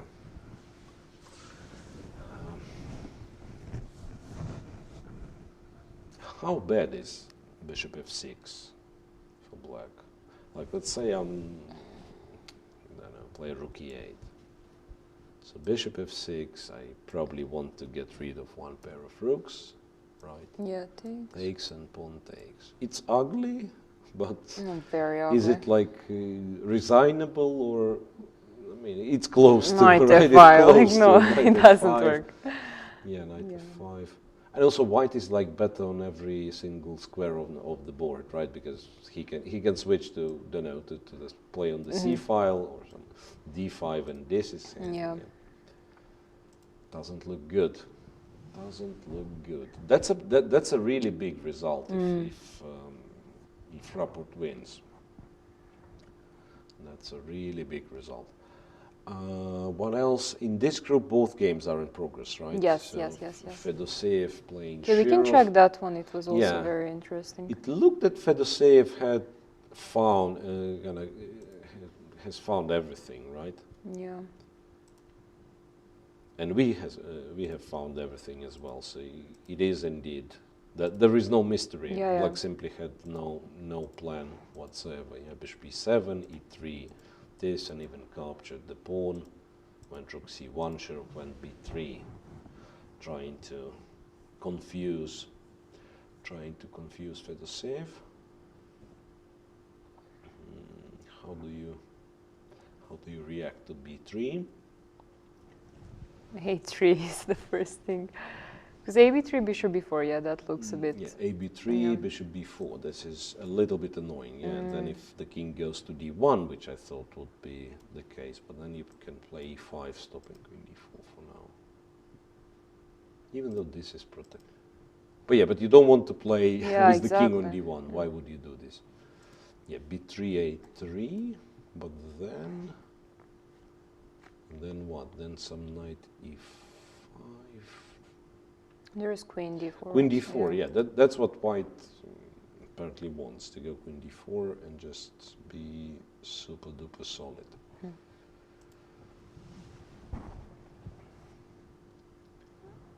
So we are approaching time trouble in every game. Here it's move 22, Rapot and Vidit also somewhere around this mark. So in this group we'll have two big time troubles. Then Nikita Vityugov, they are very close to time control mark, right? Yeah. Vityugov and Tabatabai, yeah. So that's likely to go a bit beyond the time control. So he does take. Yes, I just understood that bishop b4, maybe white can just take and go rook c3. Because knight on d7 is hanging, so... So take it, go rook c3. Yeah. It's a little bit kind of counterintuitive, but indeed after this... Oh, wait a second, there'll be a lot of nasty checks, right? Like a lot of meaning... Maybe perpetual check, yeah. queen c2. First F5, I thought king f3, g5, but it's just draw, yeah. Yeah, 5, g5, and so on. Yeah. So what is he planning to do? Yeah, I thought, well, if you trust your technique, you could try like queen d4 and say I'm a pawn up. No. But that's meh.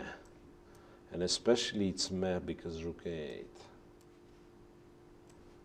And I think black is just not fine really, but there is bishop very b2, close, yeah. Ah, bishop b2. Yeah. Ah, yeah, you're right. Bishop b2 is clever, and then bishop d1 and king d2. Yeah. Yeah, so I have to do this. You still put the bishop on d1, maybe. No, but this somehow h3, h5, rook h3. But yeah, I don't trust it. I mean, again, if we compare like the position with extra exchange and something like this, when you're not even sure if it's objectively winning, that's not the transformation one would choose, right? Maybe he just wants to go king e2? Maybe really the king move, e2 or d1, whatever. King e2 and then to play f3. Yeah, maybe it's not that bad. Queen d4 is still an idea, right? And f3 is actually a really threat because b4 is hanging, so rook b... On something. Ah, so not even a check, but rook b8. And Shearer is down to 5 minutes. But now you can play f3, right? Now you can play f3. You can also play queen d4. You can also play queen d4, but this is apparently what Sheriff is fine with. Yeah, he trades, captures the pawn. And it's a clear exchange, but the pawn structure is such that d4 is weak and b2 is kind of also a little bit weak, plus the opposite colored bishop. So here black still has some hope, I would say. Maybe not much of a hope, maybe some, I don't know. Check, bishop f8, right? g6, king g7. And on f3, knight b6, yeah.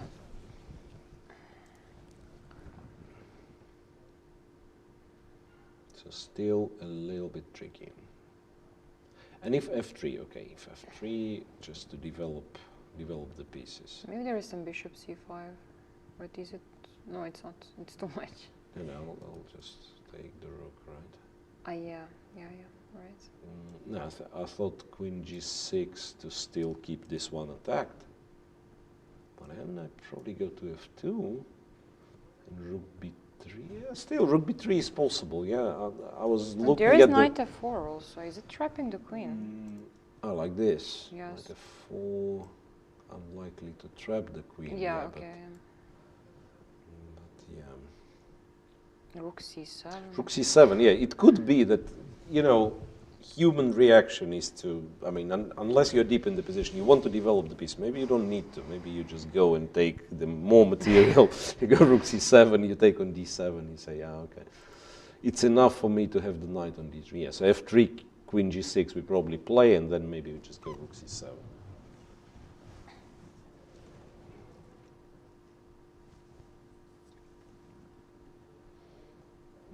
Maybe we can go with Hugo Tabatabai just to see if he made some progress. Just to see what happens. Okay, he clearly decided to play. No, I thought he clearly decided to play. He doubled on the e file, but then a draw was agreed, right? So apparently, this b6 c5 plan wasn't. And he actually played rook c8 at some point. I thought he really chose to play b6 c5 for a win. He played. So they reached just reached move 40, and they've agreed a draw basically. Yeah. So that means this is also out of the way, and nothing has changed in this group either, right? Yeah. So Giri is leading with 1 full point. Vitigov and Tabatabai made the draw. 2.5 for Giri, 1.5 for Vitigov, 1 point each for Tabatabai and Krishna. We are left with 3 games only. Yeah. And still didn't make it to the time control yet. Today is a kind of a faster day for some reason. Imagine being left with 1 game only, which will last forever. I don't know which one it's going to be. Mamediyarov? Yeah. Mamediyarov, Predke? Oh. A lot of changes. A lot of changes. And still only move 30 f4, bishop to d7. Should quickly, rook a3 immediately. Bishop f5, rook b3. Interesting decision by Chach. Yeah, bishop e4 was a threat. So. Bishop e4, bishop f1, and then your maybe deserves to be shown, because one could think, you go a3, your pawns are safe, everything's good, but bishop e4 is so annoying. You can protect the pawn, and then black probably does this and doesn't have to do anything else. Okay, you go g4, but what's then? Maybe check rook a8, is it? But you're running to d4. Yeah, you're running to d4. Yes. So all in all, looks like black was relatively safe. Yeah, and then if g4, maybe g5 is what you do in fact to restrict black, to restrict white a little. And the pieces are so passive. Then bishop b5, you can give a check on g2. You can just give checks on a1, a2. Yeah, of course. Right. So. But in the final position, still. There is still some tension left. It's not that clear, Bishop d3, so they've traded, rook d5, g6. So basically that's 4 versus 3, right? Interestingly, decided not to play rook e2, to go g6, h4, h5, f5, king g7. Wasn't g4 more sort of logical than h4? Yeah. Maybe not with the king cutoff. I don't know. Yeah, I mean, this is once again a common knowledge, right? Of course, even here, if you move your first pawn, it's the g pawn, right? Okay, if somehow. pawn on f2 was, if Yeah, the pawn was on f2, it would be much better, yeah. Yeah, like g4, h4, you want to get h5, so Yes. you prefer the fifth rank, kind of control over the fifth rank. Well, what Mamedyarov does also makes sense, because now if h takes, right? I mean, I'm not sure if the king is coming out, but normally, like with king on f3, with pawn on g3, there are winning chances. It's like, I'm not sure, it depends on, like, starts to depend on the Many factors. yeah, on kind of placement of the pieces, because sometimes you just look, okay, the structure is such, rook behind the pass pawn, it's a draw, right? Yeah. Or whatever, other way around, it's winning. So once again, it's a knowledge from other Bach books, which you can imagine were probably corrected for the few times. But if pawns are like this, which mark was red, so g7, h6, g4, h5, yeah, and then you have like white pawn on e5, for instance, it's winning. With king somewhere supporting the pawn, right? It's winning. Yeah. One file kind of closer to the center, like this, g6, h5 against potentially g3, h4, right? So you want it to be here to play g3. It's more likely a draw than a win, but still some chances. And then it kind of depends on how you... Yeah, and he starts going towards this direction. So king h2. Ah, no, wait a second. King takes g6. King takes g6, which probably is more clever, because now if 6 will be played, then it will be even harder for white to get anything. King h2. What's that move? Move 34. It will last for some time, apparently. It's not that you can make an immediate draw, right? It seemed like, let's say, rook g5 was a possibility to sort of try to cut the king. But probably black goes king f6, right?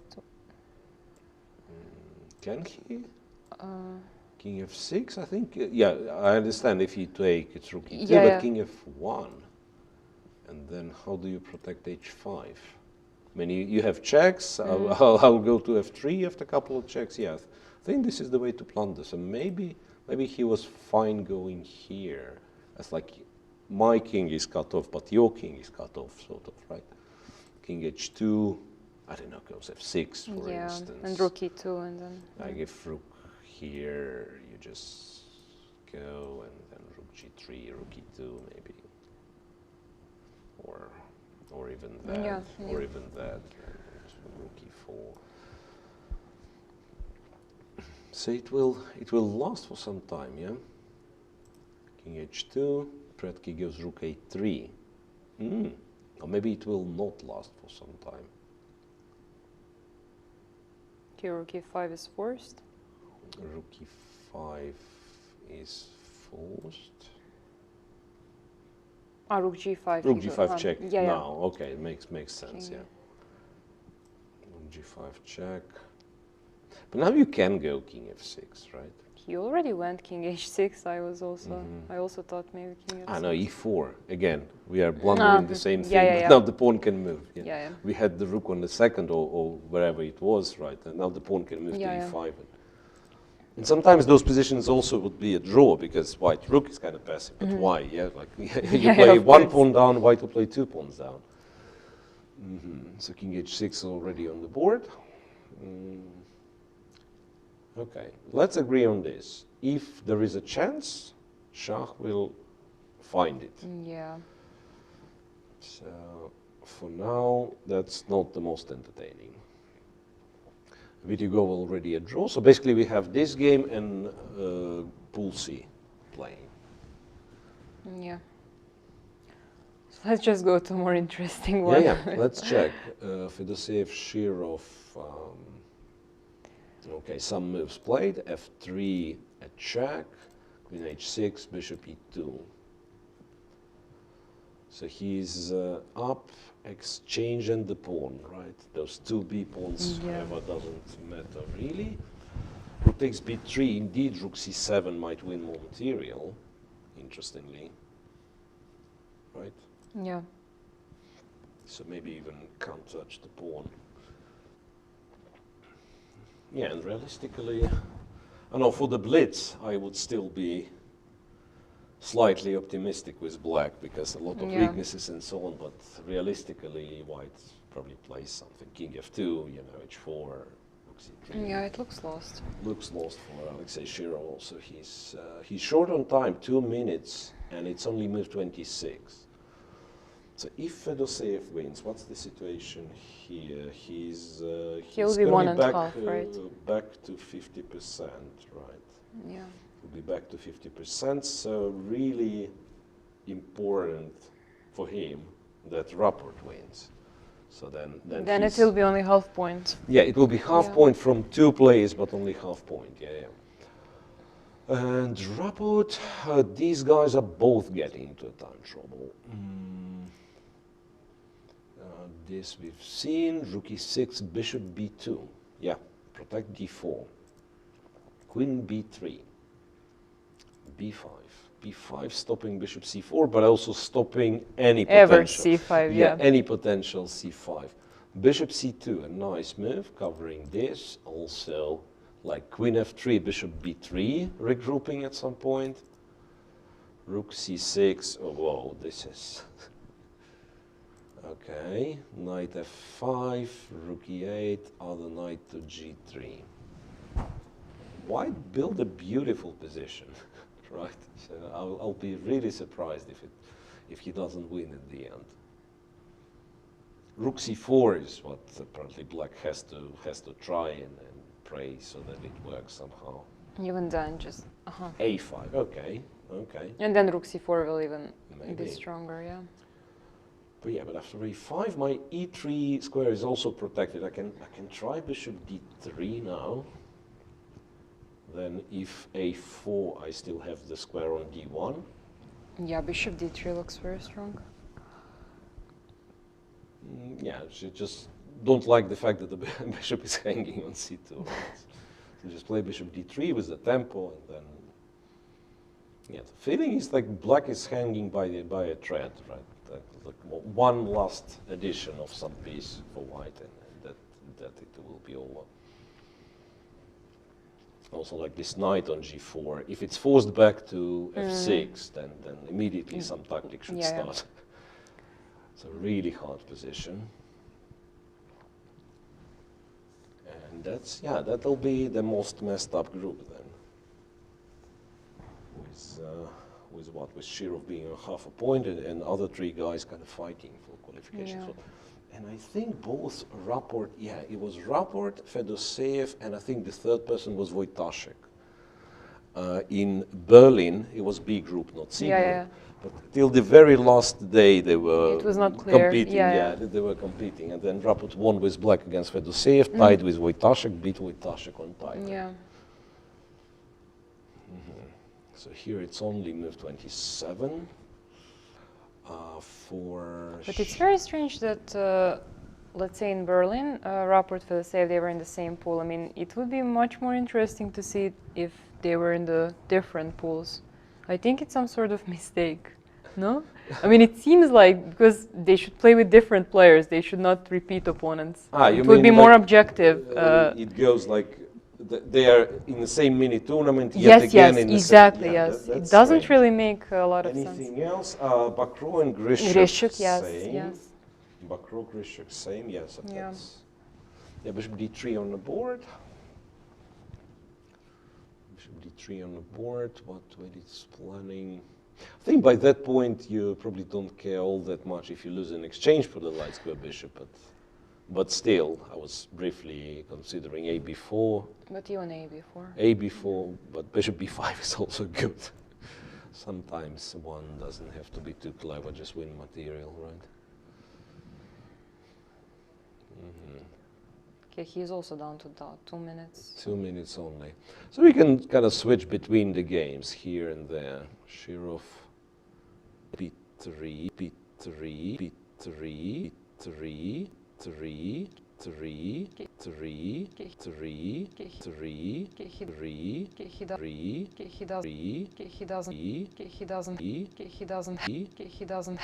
he doesn't have a lot of time. Yes, so that's why he plays quickly. Knight takes d7, and knowing Fedoseev, he probably just calculated everything. Okay, So how does that work? Takes over here, right? Queen e3 or... Ah, no, hang on a second. There is a check also. Ah, but he's a rook up, right? Yeah, he's a rook up, but still. King f1. Check king f1. Yeah, it should be lost. You can't take here and go here at the same time with the queen, right? I mean, that's the problem. Could still be, could still be somewhat tricky. Yeah, there is some bishop d2 also in that line. Let's say queen h3 check and then bishop d2. I forgot how did we come to that. Yeah. Yes, a check. White doesn't have a straightforward threat, right? So I can't, for instance, go king d1 and then say you take e3, I checkmate, you know. There is no checkmate. So king f1 and then it's a check here, king f2 and bishop e3, bishop d2. But even rook c3, yeah. Yeah. Maybe that's the only move, by the way. But probably enough, yeah. Rook c3. It'll be a bit tough to win, right? A bit tough to win, but it's winning.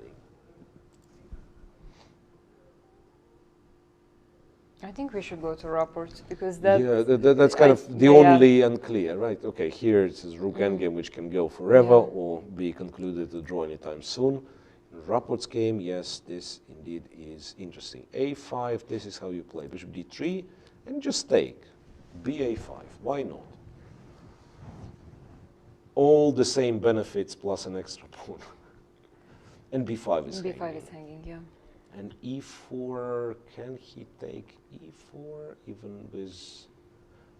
Come on, it's not serious. I thought like, okay, let's sacrifice an exchange, let's do something, but no. Sacrifice 2 exchanges to keep the bishop, how about that? Because that's the only piece that is good for black is the b7 bishop. Ooh, c6, yeah, exactly. Straight up confirmation on my words. Like the only piece that black cares is the bishop. That's why he plays c6, so the bishop is safe on b7. Now there is no doubt whatsoever. It's lost. Okay, what is the most convincing way? I don't know. The most convincing. I'm looking for knight f6. Yeah, like this. I mean, attack, go knight e4. That's. I thought maybe it's too primitive, in fact. Yeah. Because I mean, it looks nice, but what do I want? Like knight d6. Maybe should look for something a bit more clever. Knowing Rapport, he wouldn't be shy of calculating d5. Yeah, maybe bishop. He goes e5. So in another order, so first e5, so this knight can't really go back to f6, and then h3 is a threat. Okay, that makes sense. Yeah, this looks good. That makes sense.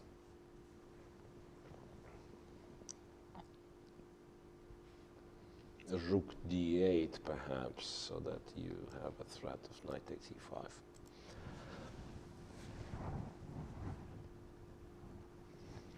That white goes bishop e2.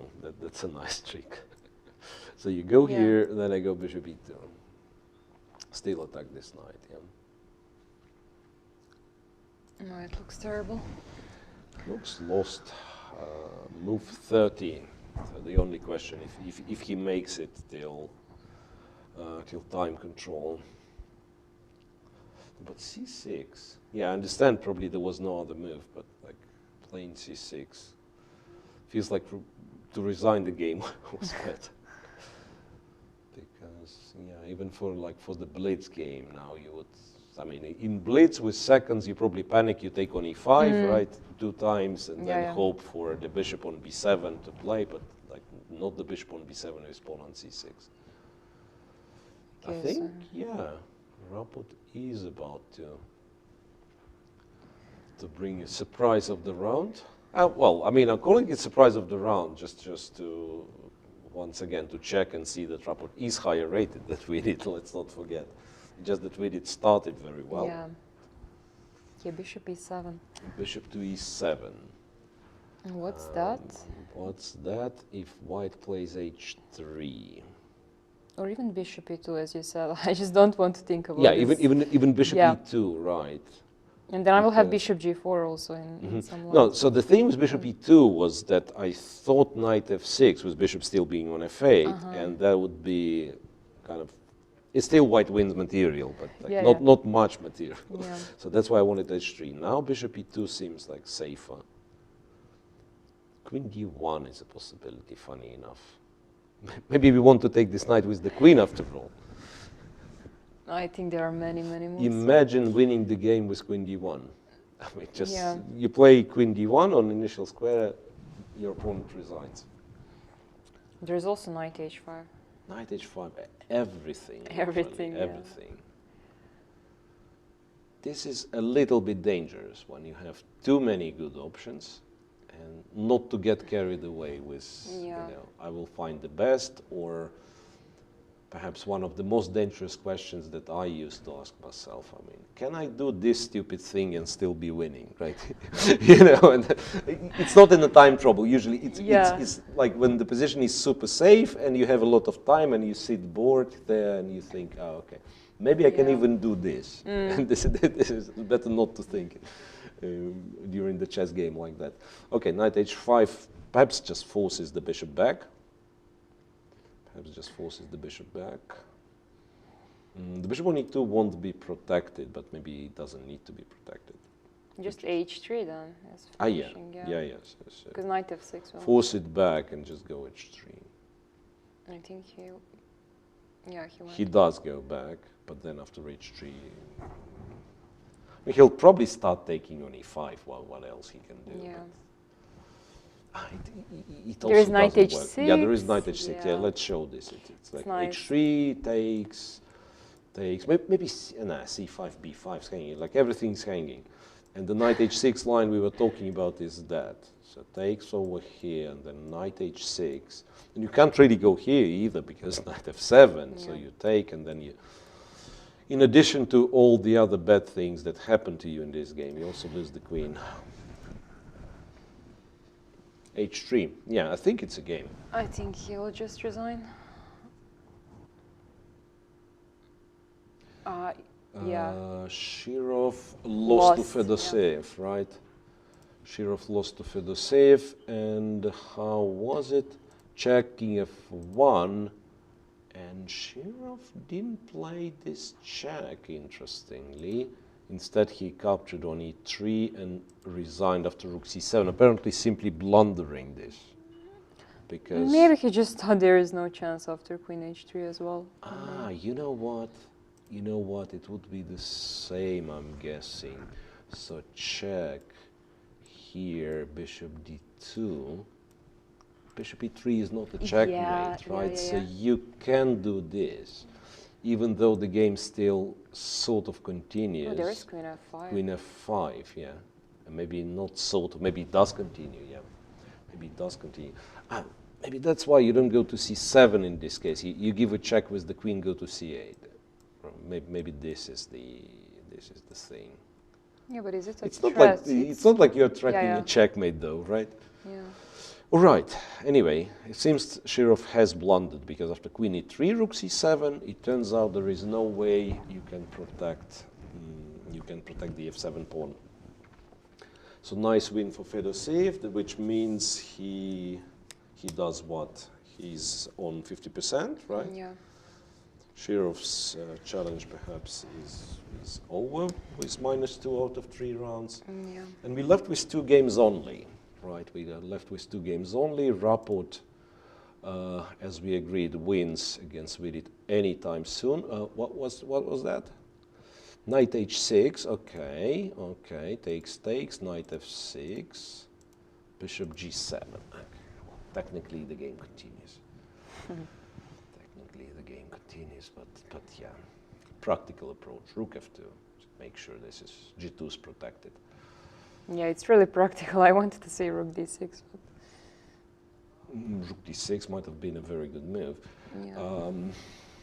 Something to watch out for is c5 and h3, you know. Yes, yes, yeah. But yeah, but it never happens because c5 After bishop at least b5, I see two moves, bishop b5 and bishop f5, right? And both of them protect against queen h3.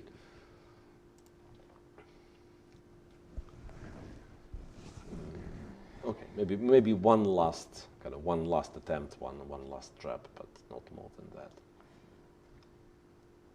So do you think they will reach time control or it will finish? Move 36. No, this depends, of course, on Vidit, right? Yeah. It's not like he cannot make 4 moves and not to get checkmated. Of course he can. Knight h8 looks solid, for instance. But yeah, the game essentially is over. That's what I mean. Rook b8, yeah, okay. Rook b8. So rook f1, I guess. Yeah, rook f1, c5, and what's his plan? I don't know. I mean, we can even do this, I guess. Yeah. Just to protect h3 and then take on f7. It's important, yeah. Since we mentioned this idea, maybe it's important to show that this would be a little bit naive because queen h3, the g pawn is pinned, and the next move is queen g2, checkmate. Well, technically, some players kind of hope for these things, even on high level. So you cannot blame me for if there is a move in the position that you lose, right? Yeah. I mean, so I'm allowed to play. After rook b8, yeah, but white, of course, has many. Yeah, beautiful. This is how you kind of hint your opponent that it's a time.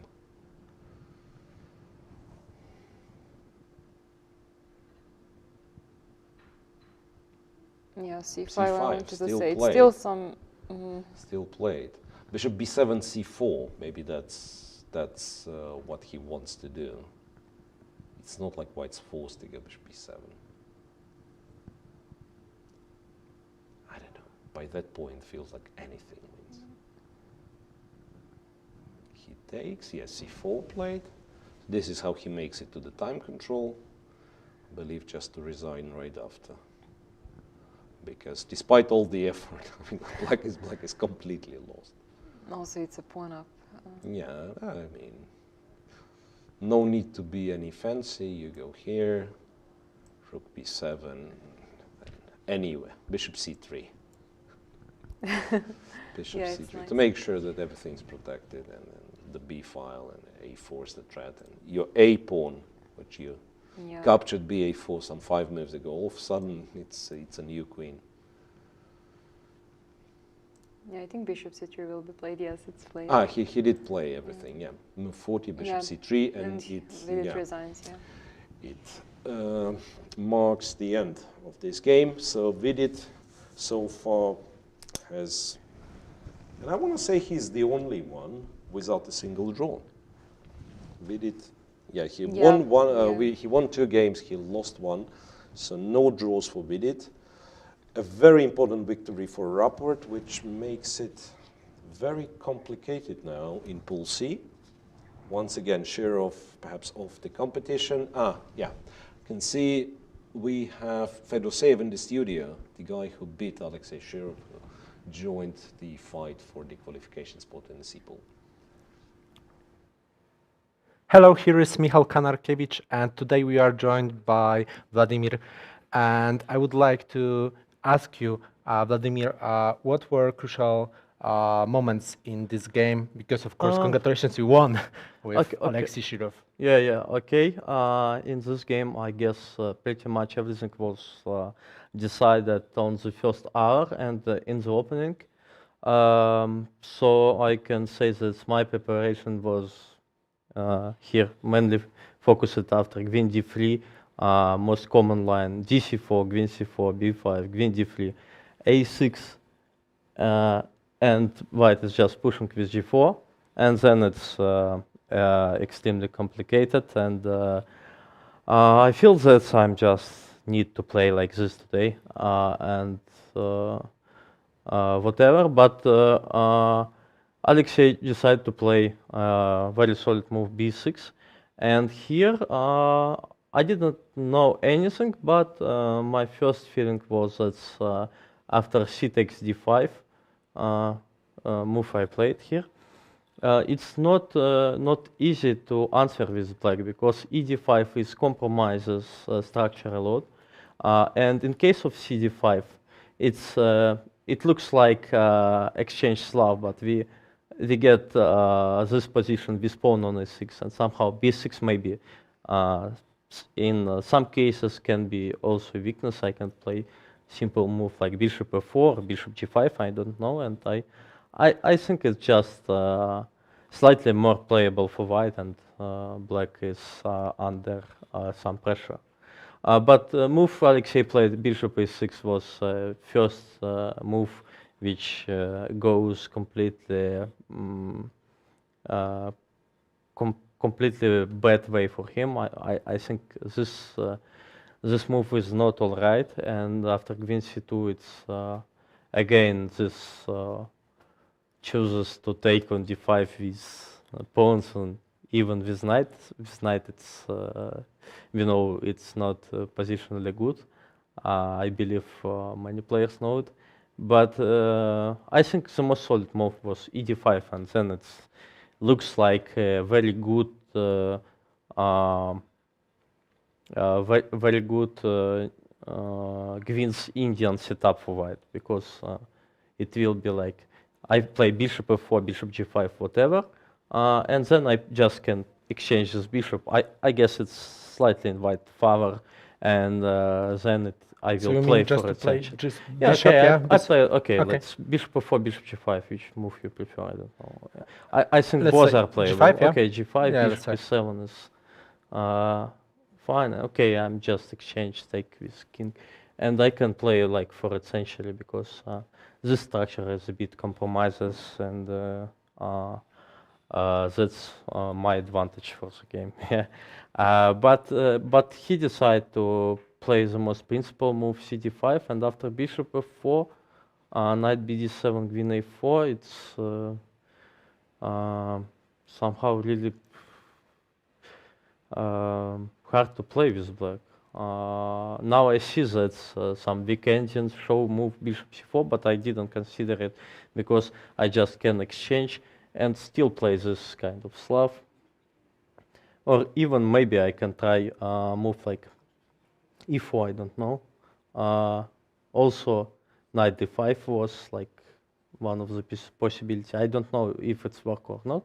But bishop c4 is like for human, it's maybe impossible to play, but this was the best try. After queen c8, I played knight d5, and yeah, okay, yeah. Knight d5, and here he also need to somehow stay, play bishop a7, everything, but okay, b5 is maybe creating too much weaknesses. And then this moment was very interesting when he played queen c2. Two. Oh, very strange. I cannot reach this position. Okay, may I help you? Okay. Yes. This oh, okay. Magic yeah, touch. yeah.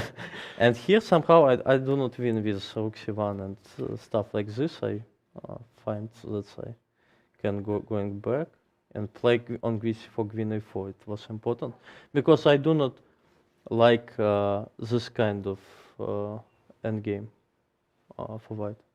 I think endgame is not much, so I mean just not to trade off the queen? Yeah, right? The trade of the queen is helping black a lot to get chance for a draw. So I cannot trade queen. I just need to find a solid way, and also I need to find a way where I do not trading queen. So I play queen a4. Yeah. Yes. It's finally magic touch. Yeah. Yeah. After queen d4 somehow. Here. Yes. I believed I'm already winning. Oh, that's very strange. Can I help you? Yes. Yeah. Oh. No, it's It's a not only my fault. Yeah. Okay, just a sec. Maybe yeah. use this or somehow. Yes, we can try Yeah, this yeah. one. Yeah, Only- okay. only this way, it's So it's safe, not yeah. a magic touch anymore. Yeah, and here I just start to calculate some very messy line like rook c1 a6. I believed before we reach this position that white is just close to winning here, but I didn't find how to continue there. That's why I went to this simple play with taking the rook. I just was not able to find here anyways. Surprisingly, I spent 25 minutes and still I do not understand computer suggestion like this. It's not. No. Queen c6. What? Because Okay, you are going but to okay, attack this the rook. He Yeah, also have d4 here and okay, rook d8, bishop b6, bishop b7. It's pretty much the same stuff as in the game. I do not understand why it's better for me than just to take a rook. So I just believe that maybe maybe here some play like Ifli will win, Ifli, but somehow it's not easy because knight e5, bishop c5, and black is getting back to the game, and I do not understand who is just better at this point. yeah, because So, black is yeah. probably going to castle, yeah, very soon, and Yes, and black also have this rook a7 move, protecting on this, in case of bishop g5, I have created some huge pin, but it's not working because of rook a7, yeah. And yeah, finally I decided to play queen c6. And I think it's just fine. I take material advantage. Yes. I played rook c1 here. Yes, and still I'm better, but I was sure that it's somehow not winning for white. It's just a better position, but it's not a winning position at all. But somehow here I found knight e5. Yes, I guess everything was logical, and I found this knight e5, which is closes the question about who proceed in this game. Yeah. just a tactical shot, yeah, because we Yes, cannot take with knight because of here queen b8, rook is yeah. hanging, yeah. Yeah. Just for our viewers, yeah. a little explanation. Yeah, he played rook b3, but okay, here. It's the most important variation for white to see was this rook b2. And here, I guess it's like only winning idea, queen c8 and rook c2. Queen c8 and rook c2. Everything else maybe not working, but okay. Computer shows that I can start with king f2, whatever, but I will get back to this idea. This idea was important. He played queen f3. It's last blunder. Okay, after rook c7, it's just checkmate by force. It's not, Yeah, nothing. because f7 is hanging, Yeah. and you cannot protect. Well, very good game, congratulations. One last final question, because there was an announcement that on Saturday, I mean rest day, there is a football tournament. Would you like to play? Yeah, I'm definitely like to play. I also can say that my coach would like to play, and okay. So you are a I will football fan. share this information to my friends. Okay, thank you very much. Okay. Our guest was Grandmaster Vladimir Fedoseev. Thank you very much once again, and good luck in the next round. Thank you. Thank you.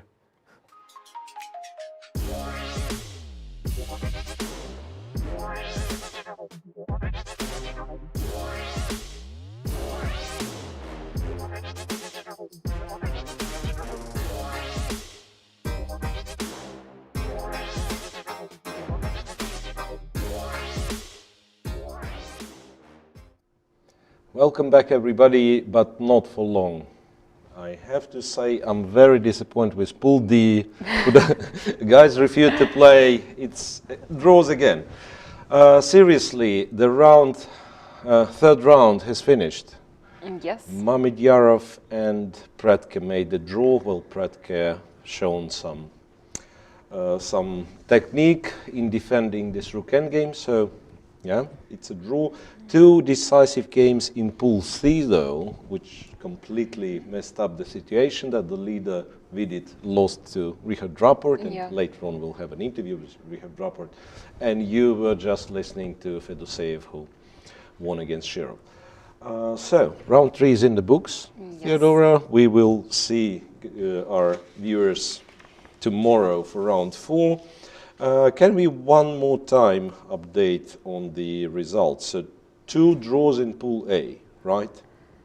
Yes, Yes. 2 draws in Pool A, and actually 2 draws in Pool B as 2 well. draws, well, a lot of draws today. Yes. So Pool C is playing for all the team. Yeah, so actually only Pool C was Pool C decisive is games. playing for all the team, and we still have, it's in Pool C obviously, we have Vidit who didn't make a single draw. Maybe he doesn't know it's a result.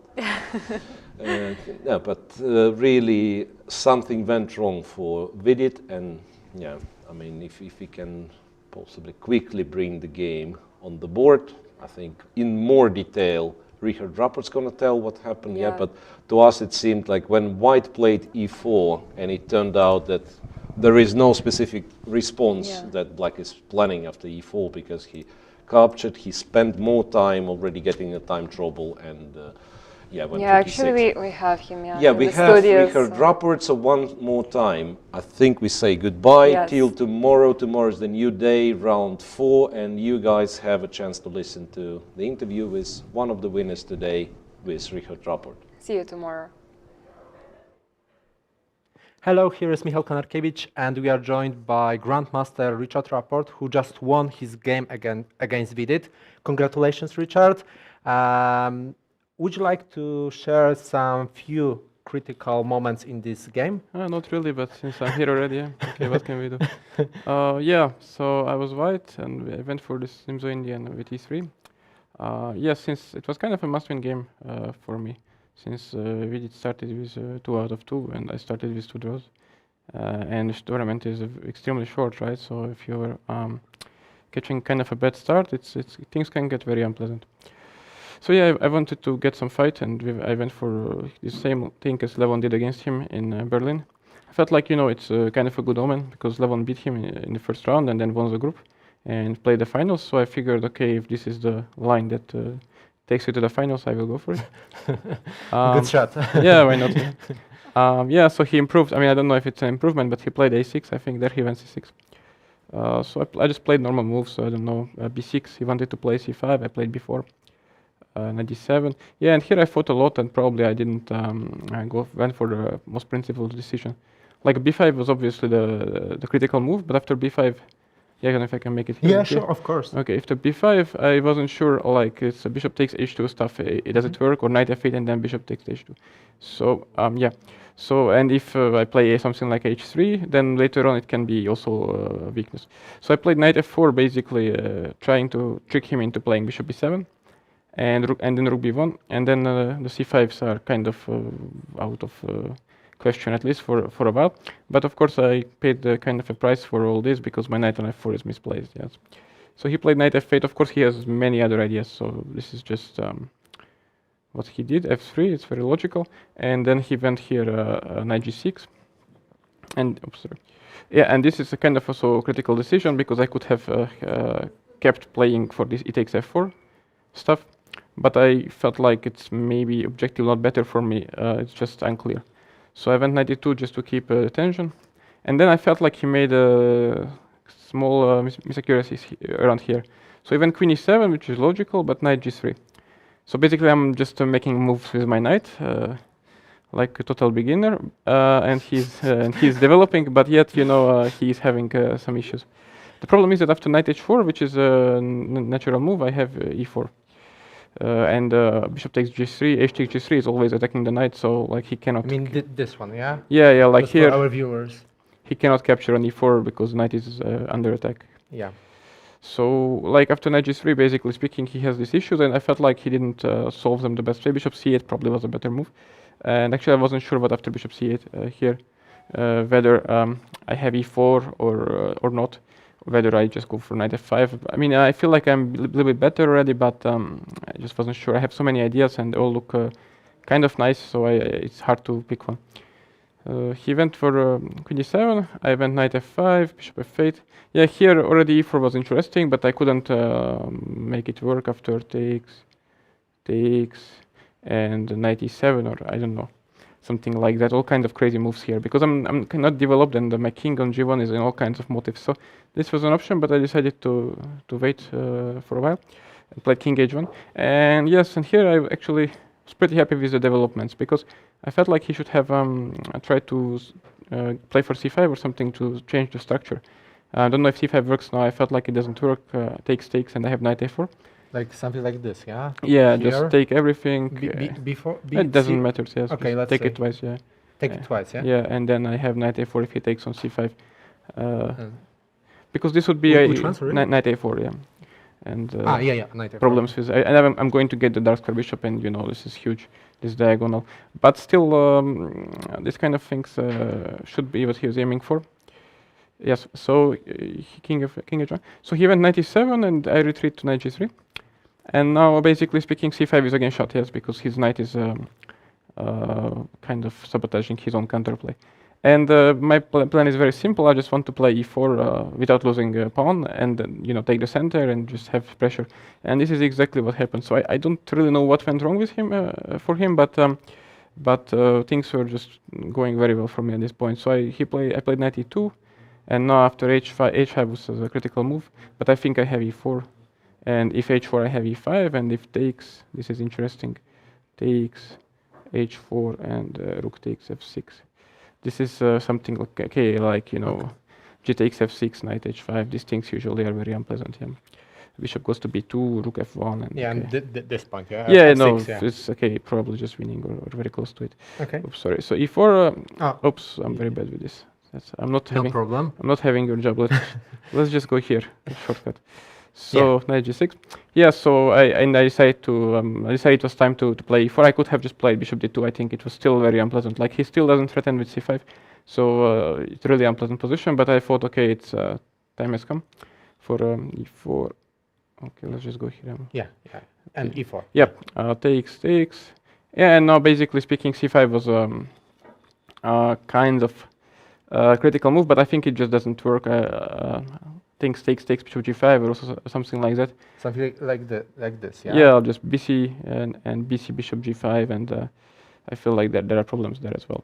Okay, I mean, he's this diagonal, yeah. Yeah, no, he has to give up. I mean, he has to take g takes f6, and his king is completely ruined. So yeah, this is also not ideal for him. And then he went rook e6, and you know, I probably didn't play so precisely from here on, but the position is okay. Materially, it's balanced, but I have just such a long-term attack and the center that I think should be close to winning. So I don't know if I did everything good here, but like, for instance, yeah, b5, I played bishop c2, rook c6. I feel like here maybe I made some mistake with knight f5. He should have gone for knight e7, I think.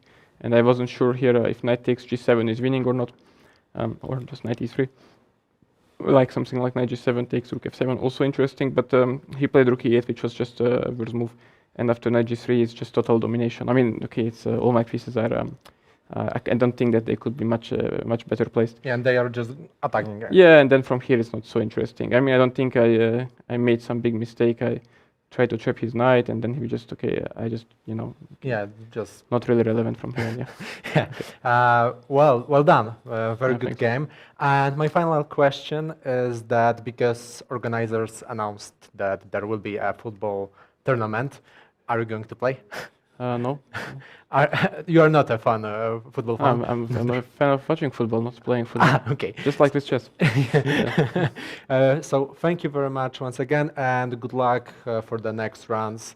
Our guest was Grandmaster Richard Rapport. Thank you very much once again, and well, good luck. Thanks. Thank you.